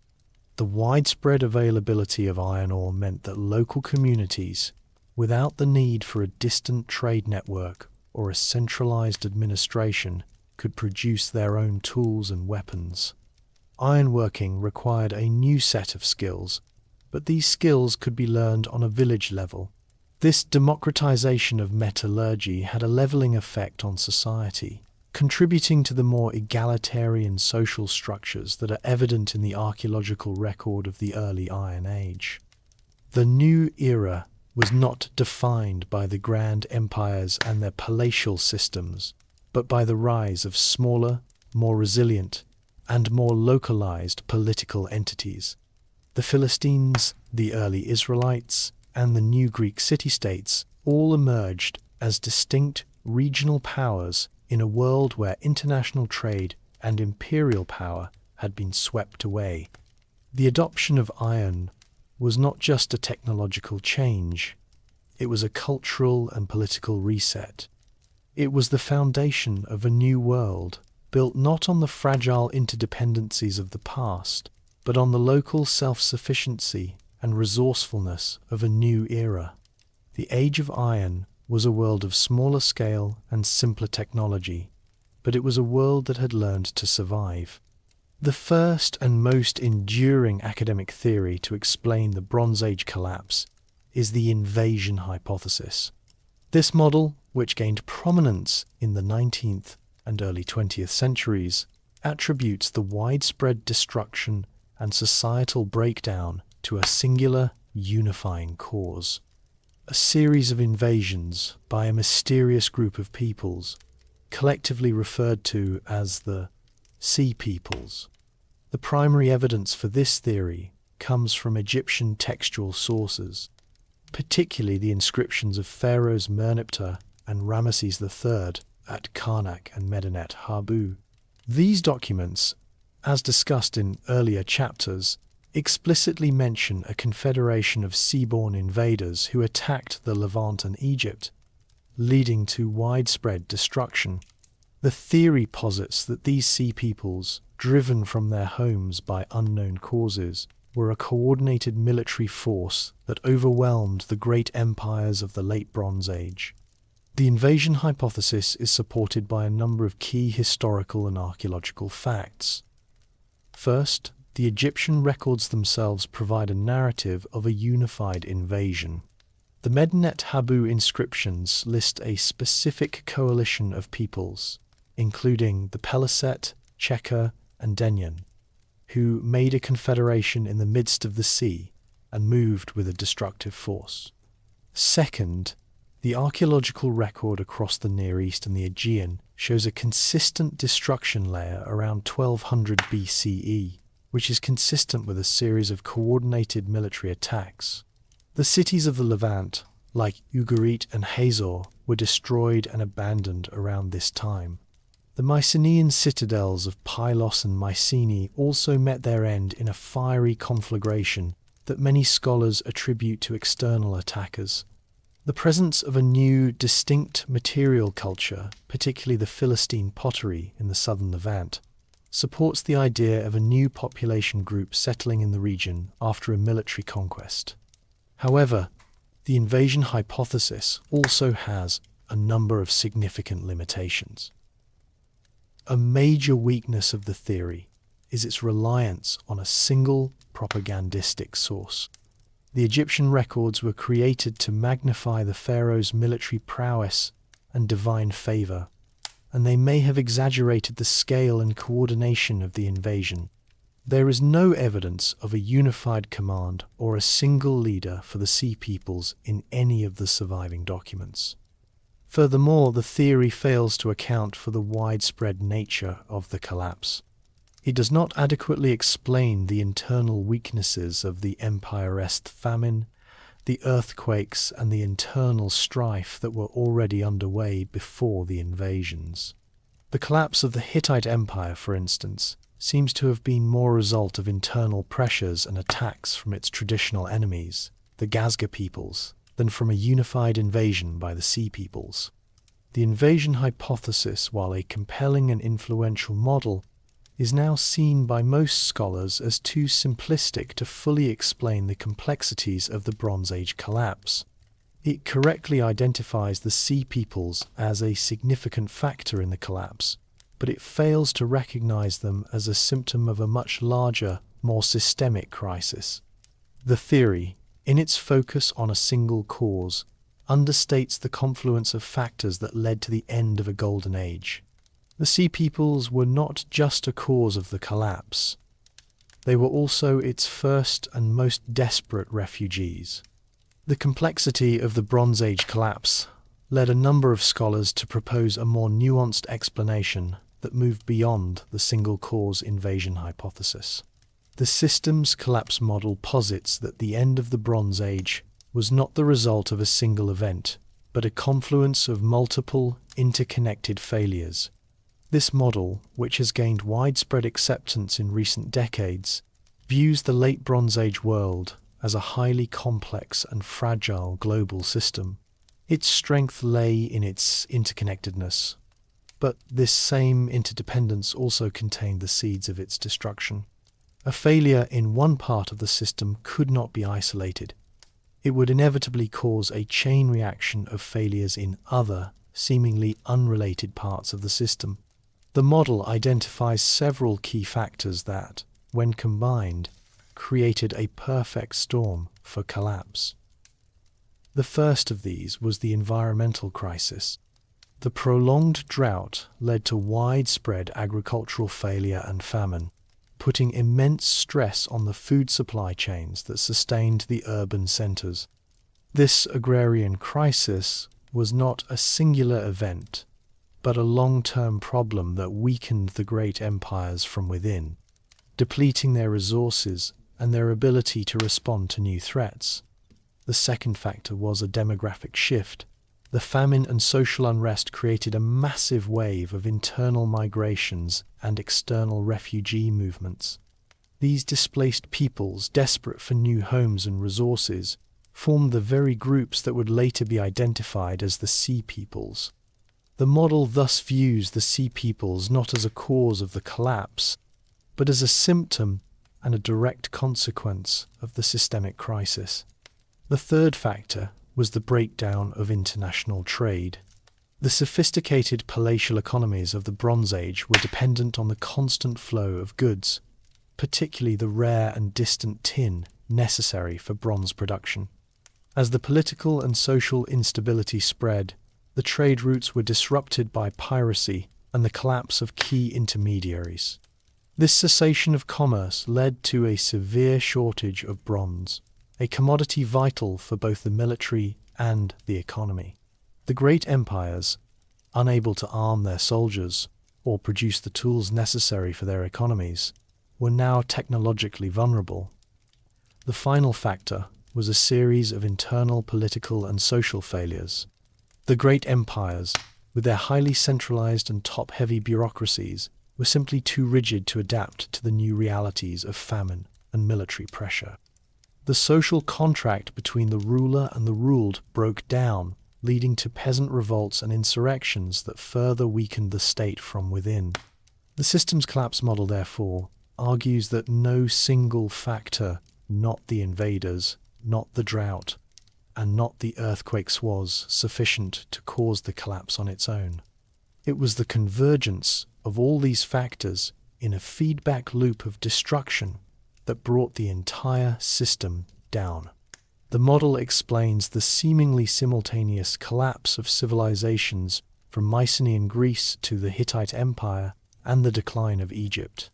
It was not a coordinated assault on a healthy system, but the final, inevitable failure of a fragile and overextended one. The interconnectedness that had once created a golden age was ultimately what made the collapse so complete and so widespread. One of the most compelling and increasingly supported theories for the Bronze Age collapse centers on a single primary cause: climate change, specifically a prolonged period of drought. While the systems collapse model incorporates this factor as one of many, the climate change and drought hypothesis argues that this environmental shock was the fundamental catalyst that initiated the cascade of failures.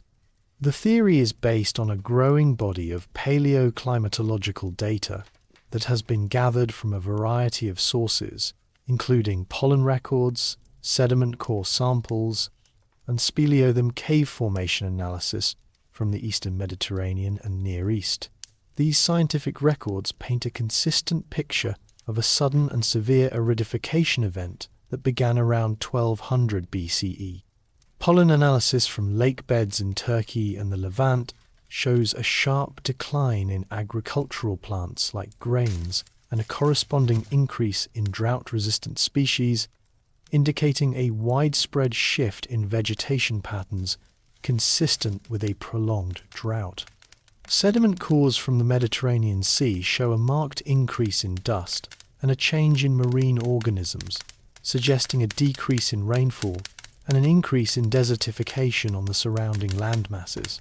Speleothem analysis from caves in Italy and other regions also indicates a significant drop in precipitation during this period. The convergence of this data from multiple independent scientific sources provides a powerful argument that a major environmental shift occurred. The consequences of this climate change were immediate and catastrophic for the agricultural-based societies of the Late Bronze Age. The highly centralized economies of the empires were dependent on a stable and predictable food supply. When the rains failed, agricultural production plummeted, leading to widespread famine and malnutrition. This is supported by archaeological evidence of a decline in human health and an increase in mortality in the skeletal remains from this period. The empires, which had vast armies and administrative systems to maintain, were simply unable to feed their populations. As a result, the social contract broke down. The common people, facing starvation, either rebelled against the ruling elite or abandoned their homes in search of new, more fertile lands. These mass migrations, which were not military movements but desperate quests for survival, formed the very groups that would later be identified as the Sea Peoples. The climate change and drought hypothesis suggests that the other factors of the collapse of the invasions, the peasant revolts, and the breakdown of trade were all direct consequences of this primary environmental event. The famine caused by the drought led to the migrations and internal strife, and the resulting chaos and political instability disrupted the trade routes. The theory provides a powerful, unifying explanation for the widespread nature of the collapse. It argues that the Late Bronze Age system for all its complexity and splendor, was ultimately a house of cards built on a foundation of stable weather. When that foundation was removed, the entire structure came crashing down. The seismic disaster hypothesis proposes that a series of catastrophic earthquakes, rather than a single event, was the primary cause of the widespread destruction that marked the end of the Late Bronze Age. This theory, championed by geologists and archaeologists, suggests a phenomenon known as an earthquake storm struck the eastern Mediterranean between roughly 1225 and 1175 BCE. A series of major seismic events occurring in rapid succession along a single fault system or a network of interconnected faults could have had a devastating and cumulative effect on the fragile infrastructure of the Bronze Age world. The region, situated along the complex Hellenic Arc and Anatolian fault systems, is geologically active and prone to such seismic activity. Archaeological excavations at numerous sites provide compelling evidence for this hypothesis. At Mycenaean centers like Pylos and Tiryns, the destruction layers show signs of sudden structural collapse, including toppled walls and fallen columns, consistent with a major seismic event. At the Palace of Pylos, the linear B tablets were found in situ and baked by a subsequent fire, a scenario that strongly suggests an earthquake toppled the building and the resulting fire consumed the structure before the administrative records could be evacuated. The Hittite capital of Hattusa also shows signs of a seismic event, with its massive fortifications and palatial structures collapsing at the same time as a fire consumed the city. In the Levant, sites like Ugarit, Megiddo, and Hazor all have destruction layers from this period that are consistent with seismic activity, including tilted foundation walls and evidence of sudden building collapse. The theory argues that the highly centralized palatial systems of the Bronze Age were structurally vulnerable to a series of powerful earthquakes. These monuments of imperial power, built without modern seismic engineering, were not designed to withstand such a prolonged series of shocks. The collapse of the palaces was not merely a physical event. It was the symbolic and literal end of a complex economic and political system. With the palaces and their administrative centers in ruins, the central authority that managed the economy, organized the army, and controlled trade was gone. This would have led to a breakdown of social order and a loss of institutional memory. The seismic disaster hypothesis posits that the other factors of the collapse were direct consequences of this primary geological event. The collapse of urban centers and the destruction of agricultural infrastructure would have exacerbated the ongoing famine and malnutrition.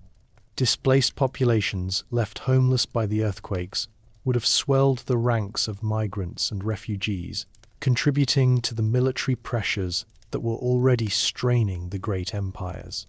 The destruction of key ports and trade hubs would have led to the cessation of international trade. The theory thus provides a powerful, unifying physical explanation for the widespread nature of the collapse, arguing that the Bronze Age world, for all its splendor, was ultimately a house of cards built on unstable ground. The internal rebellion and peasant revolt hypothesis argues that the Bronze Age collapse was fundamentally a social crisis, driven from within the empires rather than by external forces alone. This theory posits that the highly stratified and hierarchical nature of late Bronze Age society contained the seeds of its own destruction. The palatial systems, which concentrated wealth, power, and resources in the hands of a small elite, were inherently fragile. The vast majority of the population, the farmers, laborers, and artisans, lived in a state of subjugation, a social contract that was maintained only as long as the system provided a stable existence. When that stability was broken by external factors, The system's internal contradictions led to widespread insurrections that were a primary cause of its downfall. This hypothesis is supported by a number of historical and archaeological facts. First, textual evidence from the Hittite Empire and other Near Eastern states points to a period of internal unrest and social turmoil.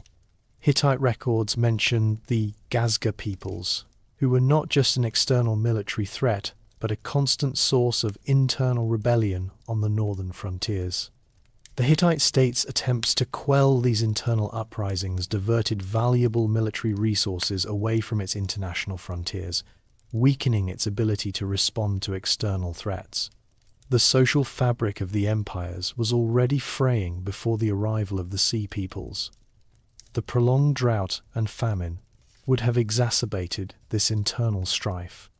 As food supplies dwindled, the common people who bore the brunt of the hardship would have seen the wealthy elite as hoarders of resources. This would have led to a breakdown of the social contract and a surge in peasant revolts. Second, the archaeological record provides evidence of internal conflict. At some Mycenaean sites, the destruction layers show no signs of external siege or assault. Instead, the walls of the great citadels were simply overrun, suggesting a breakdown of internal order.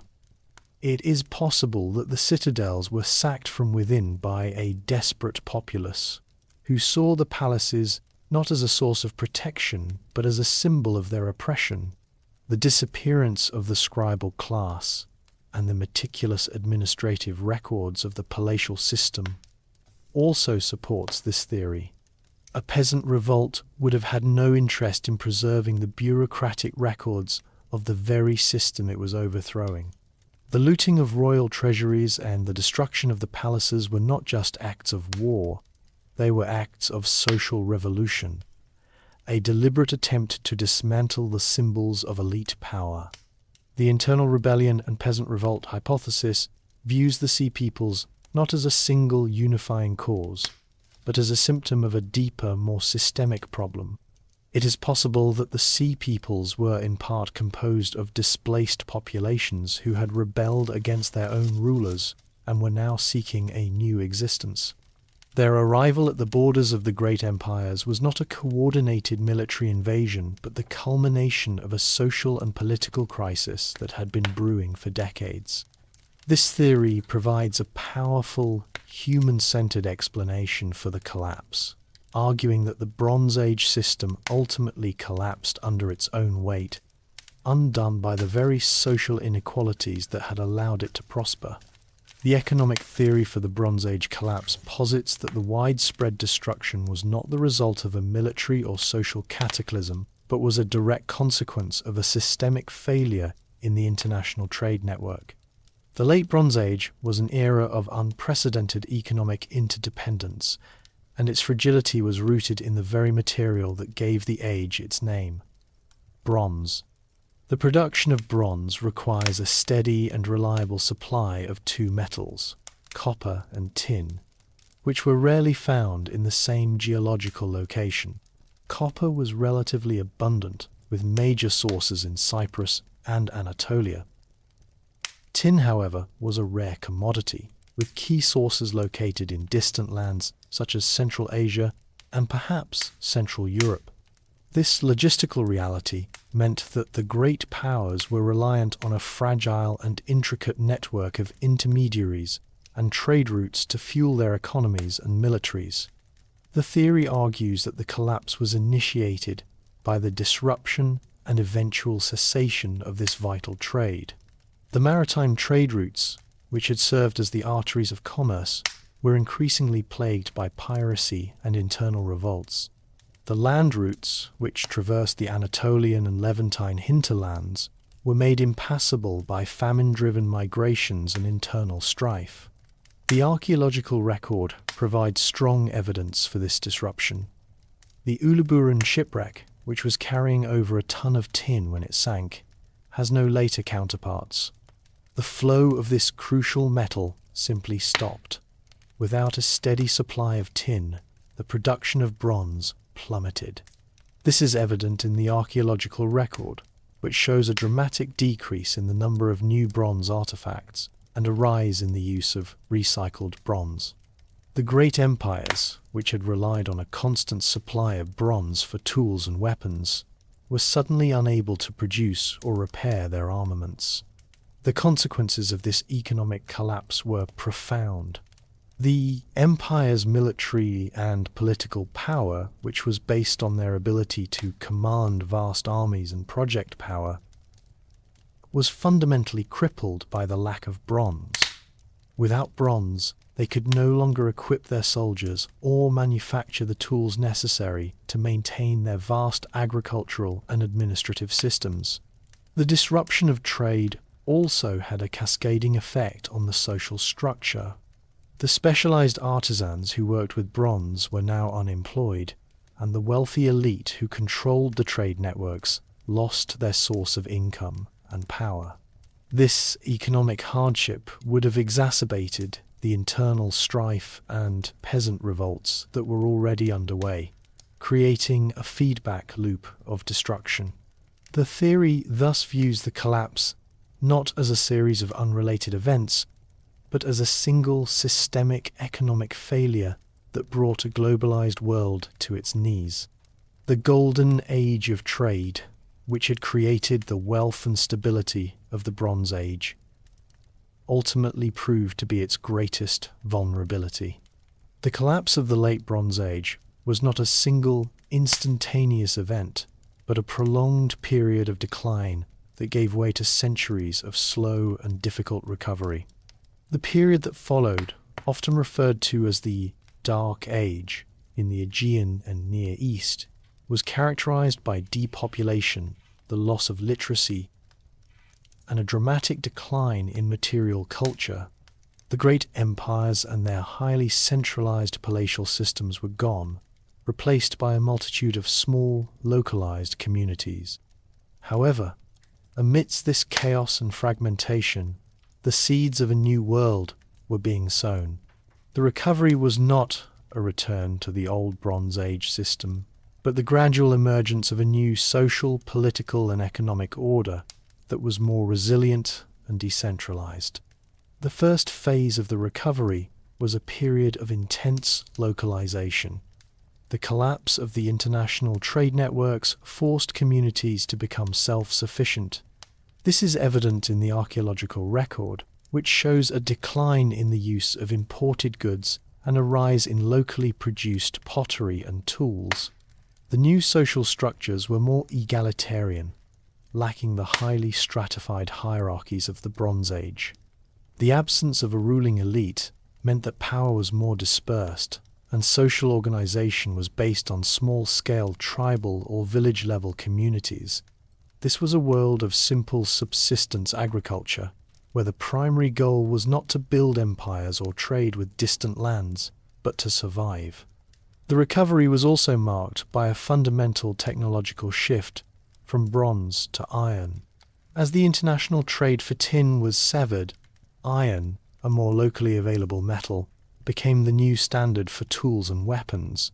While early iron was not technologically superior to bronze, its accessibility allowed a new class of artisans to emerge and democratized access to metallurgy. This technological shift had a profound impact on society.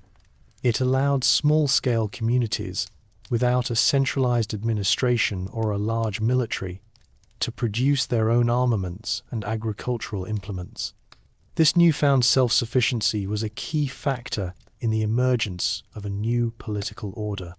The final phase of the recovery was the gradual re-emergence of trade and, with it, a new form of political organization. The Phoenician city-states, located on the Levant coast, were among the first to re-establish long-distance maritime commerce. They created a new network of trade, not based on the centralized palace-to-palace system of the Bronze Age, but on a decentralized private enterprise model. This new form of trade, coupled with the widespread adoption of iron, created a new kind of social and political dynamism. The Iron Age was a world of smaller, more numerous, and more competitive states. The Greek city-states, the Philistine Pentapolis, and the Aramaean kingdoms all emerged as distinct regional powers in a world where the old empires were gone. The long, slow recovery from the Bronze Age collapse was not a return to a lost golden age, but a painful and difficult birth of a new era, a world of localized powers, resilient technologies, and new political possibilities. The collapse of the Mycenaean civilization left a power vacuum on the Greek mainland, plunging the region into a dark age of depopulation and a decline in material culture. From this period of obscurity, a new Greek world began to emerge, fundamentally different from the one that preceded it. This transformation is often associated with the so-called Dorian invasions, a traditional historical narrative that posits a migration of Greek-speaking peoples from the north, who, with their mastery of iron technology, displaced the remnants of the Mycenaean population. While modern scholarship has cast doubt on the idea of a single massive invasion, the archaeological and linguistic evidence suggests a complex and gradual demographic shift that was a key factor in the birth of a new Greece. The archaeological record shows a definitive break from the Mycenaean past. The elaborate palatial centers and their centralized bureaucratic systems were not rebuilt. Instead, a new settlement pattern emerged, characterized by small, scattered, and unfortified villages. The social structure of this new world was more egalitarian, lacking the highly stratified warrior elite of the Mycenaean era. This decentralization was a direct consequence of the loss of the palatial system and its ability to concentrate wealth and power. The new communities were focused on local subsistence agriculture and a more simple way of life. The adoption of iron technology was a key factor in this transition. With bronze a rare and expensive commodity, iron, a more locally available metal, became the new standard for tools and weapons, a change that democratized access to metallurgy and contributed to the more egalitarian nature of society. The Dorian invasions narrative, which was preserved in later Greek tradition, likely represents a cultural memory of this complex period. The stories of a northern migration of Greeks, who were distinct from the Achaeans, may reflect the arrival of new population groups into a depopulated landscape. The new dialects that emerged during this period, particularly Doric Greek, which was spoken in the Peloponnese and Crete, provide linguistic evidence for this demographic shift. The fragmentation of the Mycenaean world led to the development of distinct Greek dialects, and eventually to the emergence of the independent city-states, or polis, that would come to define the classical Greek world. The political model of the polis, with its focus on civic identity and local governance, was a direct departure from the centralized, palace-based rule of the Bronze Age. The slow recovery from the Dark Age was not a simple return to the old world, but the painful and gradual birth of a new one. The new Greece was not an empire, but a collection of diverse, competitive city-states. The loss of literacy, which had defined the Dark Age, was eventually overcome with the adoption of a new alphabet, one based on the Phoenician script. This new alphabet, unlike the old Linear B, was simple and accessible, allowing for a new kind of popular literacy. The rise of the Hellenic world was a powerful testament to humanity's ability to rebuild from the ashes of a forgotten age, forging a new and more resilient civilization from the ruins of the old. From the ashes of the Bronze Age collapse in Canaan, a new people, the Israelites, began to coalesce and forge a distinct identity. The traditional biblical narrative of a sudden unified conquest of the land is not fully supported by the archaeological record. Instead, the evidence points to a more gradual and complex process of emergence from the chaos of the late 13th and 12th centuries BCE. The Canaanite city-states had been devastated by the Sea People's invasions and the breakdown of the palatial systems that had supported them. This left a power vacuum in the central hill country, a region that was less urbanized and more suited to a decentralized way of life. It was in this marginal and depopulated area that the early Israelites began to settle. Archaeological surveys of the central highlands of Canaan show a dramatic increase in the number of small, unfortified villages dating to the early Iron Age. These settlements, which were a stark departure from the fortified urban centers of the Bronze Age, show a more egalitarian social structure. The houses were simpler, and there is no evidence of a powerful, centralized elite or a highly stratified society. This new settlement pattern is consistent with a society that was focused on local subsistence agriculture and was less dependent on international trade. The economy of these early Israelite communities was based on a combination of rain-fed agriculture and pastoralism, a more resilient model than the fragile irrigation-based systems of the lowlands. The lack of imported luxury goods and the dominance of locally produced pottery also support the view of a more isolated and self-sufficient society. The emergence of the Israelites was not a simple military conquest, but a complex process of ethnogenesis. The early Israelites were likely a heterogeneous group, composed of a mix of disaffected Canaanite peasants who had rebelled against their overlords, displaced peoples from the collapsing Bronze Age world, and perhaps a small core group with traditions of a shared ancestry. The unifying force of these disparate groups was not a centralized political power, but a shared religious and cultural identity. The monotheistic faith of the early Israelites was a radical departure from the polytheistic religion of the Canaanites. It provided a powerful ideological foundation for a new social order, one that was based on a shared covenant and a communal identity, rather than on a hierarchical social structure. The biblical narrative, while not a literal historical account, contains a cultural memory of this period of transition. The stories of the period of the Judges, with their focus on a decentralized tribal society and the constant struggle against external enemies like the Philistines, reflect the geopolitical reality of the early Iron Age. The emergence of the Israelites as a new people and a new identity was a direct consequence of the Bronze Age collapse. The collapse of the old world created a void that allowed a new, more resilient and more cohesive society to emerge. The birth of Israel was not just a religious event. It was a powerful and lasting testament to the human ability to forge a new identity from the ruins of a shattered age.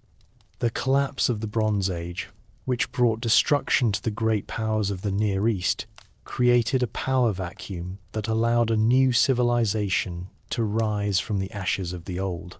From the coastal strip of the Levant, a region once dominated by the Canaanite city-states and their Egyptian overlords, the Phoenicians emerged as the new masters of the Mediterranean Sea. This transformation was a direct consequence of the Bronze Age collapse.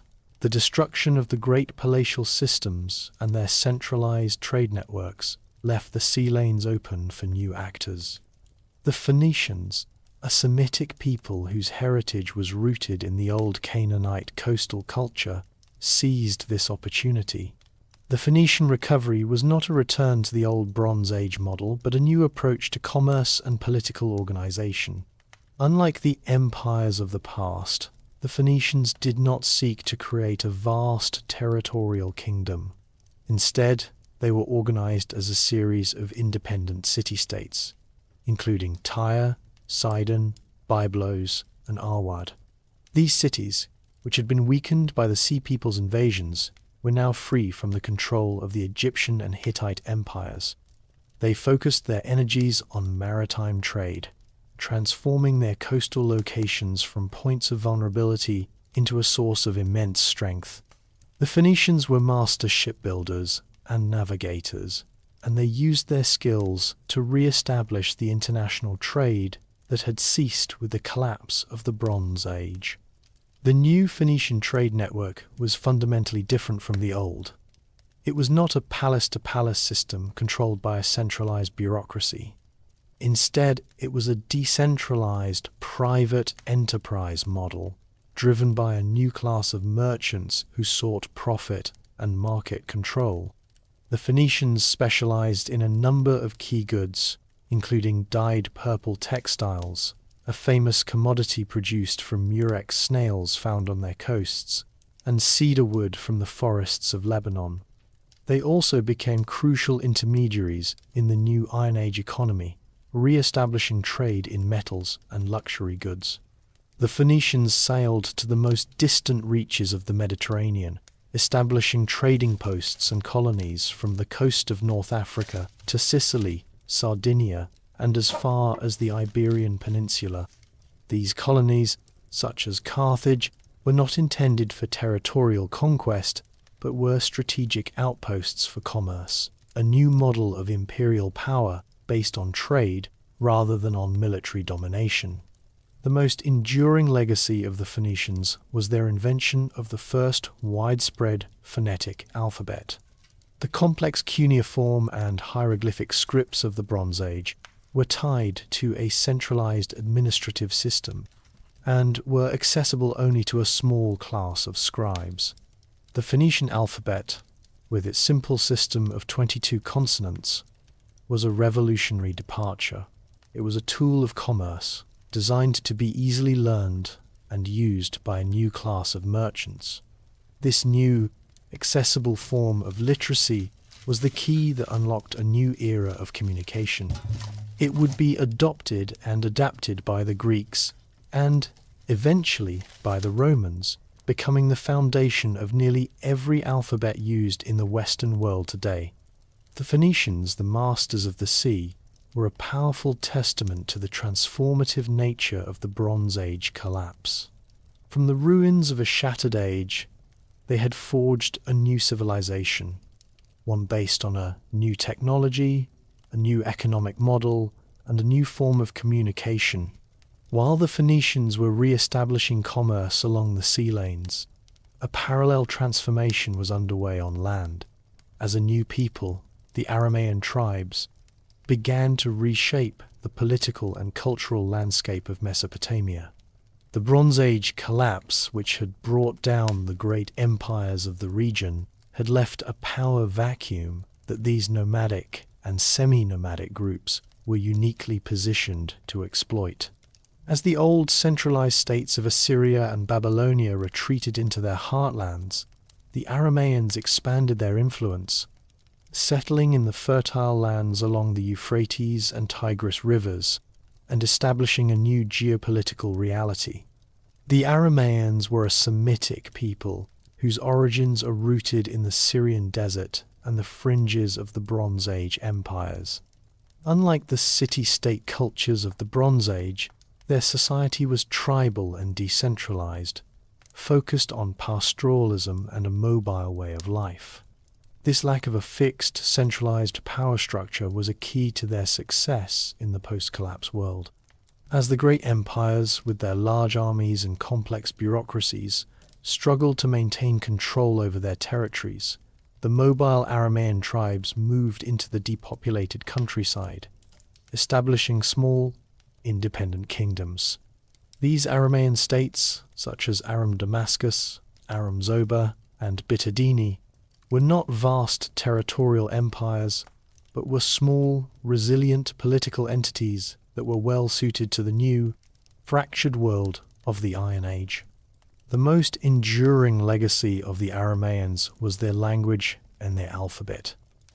The Akkadian language, written in the complex cuneiform script, had been the lingua franca of the Bronze Age. With the collapse of the scribal class and the destruction of the palatial systems that had supported it, cuneiform literacy largely disappeared.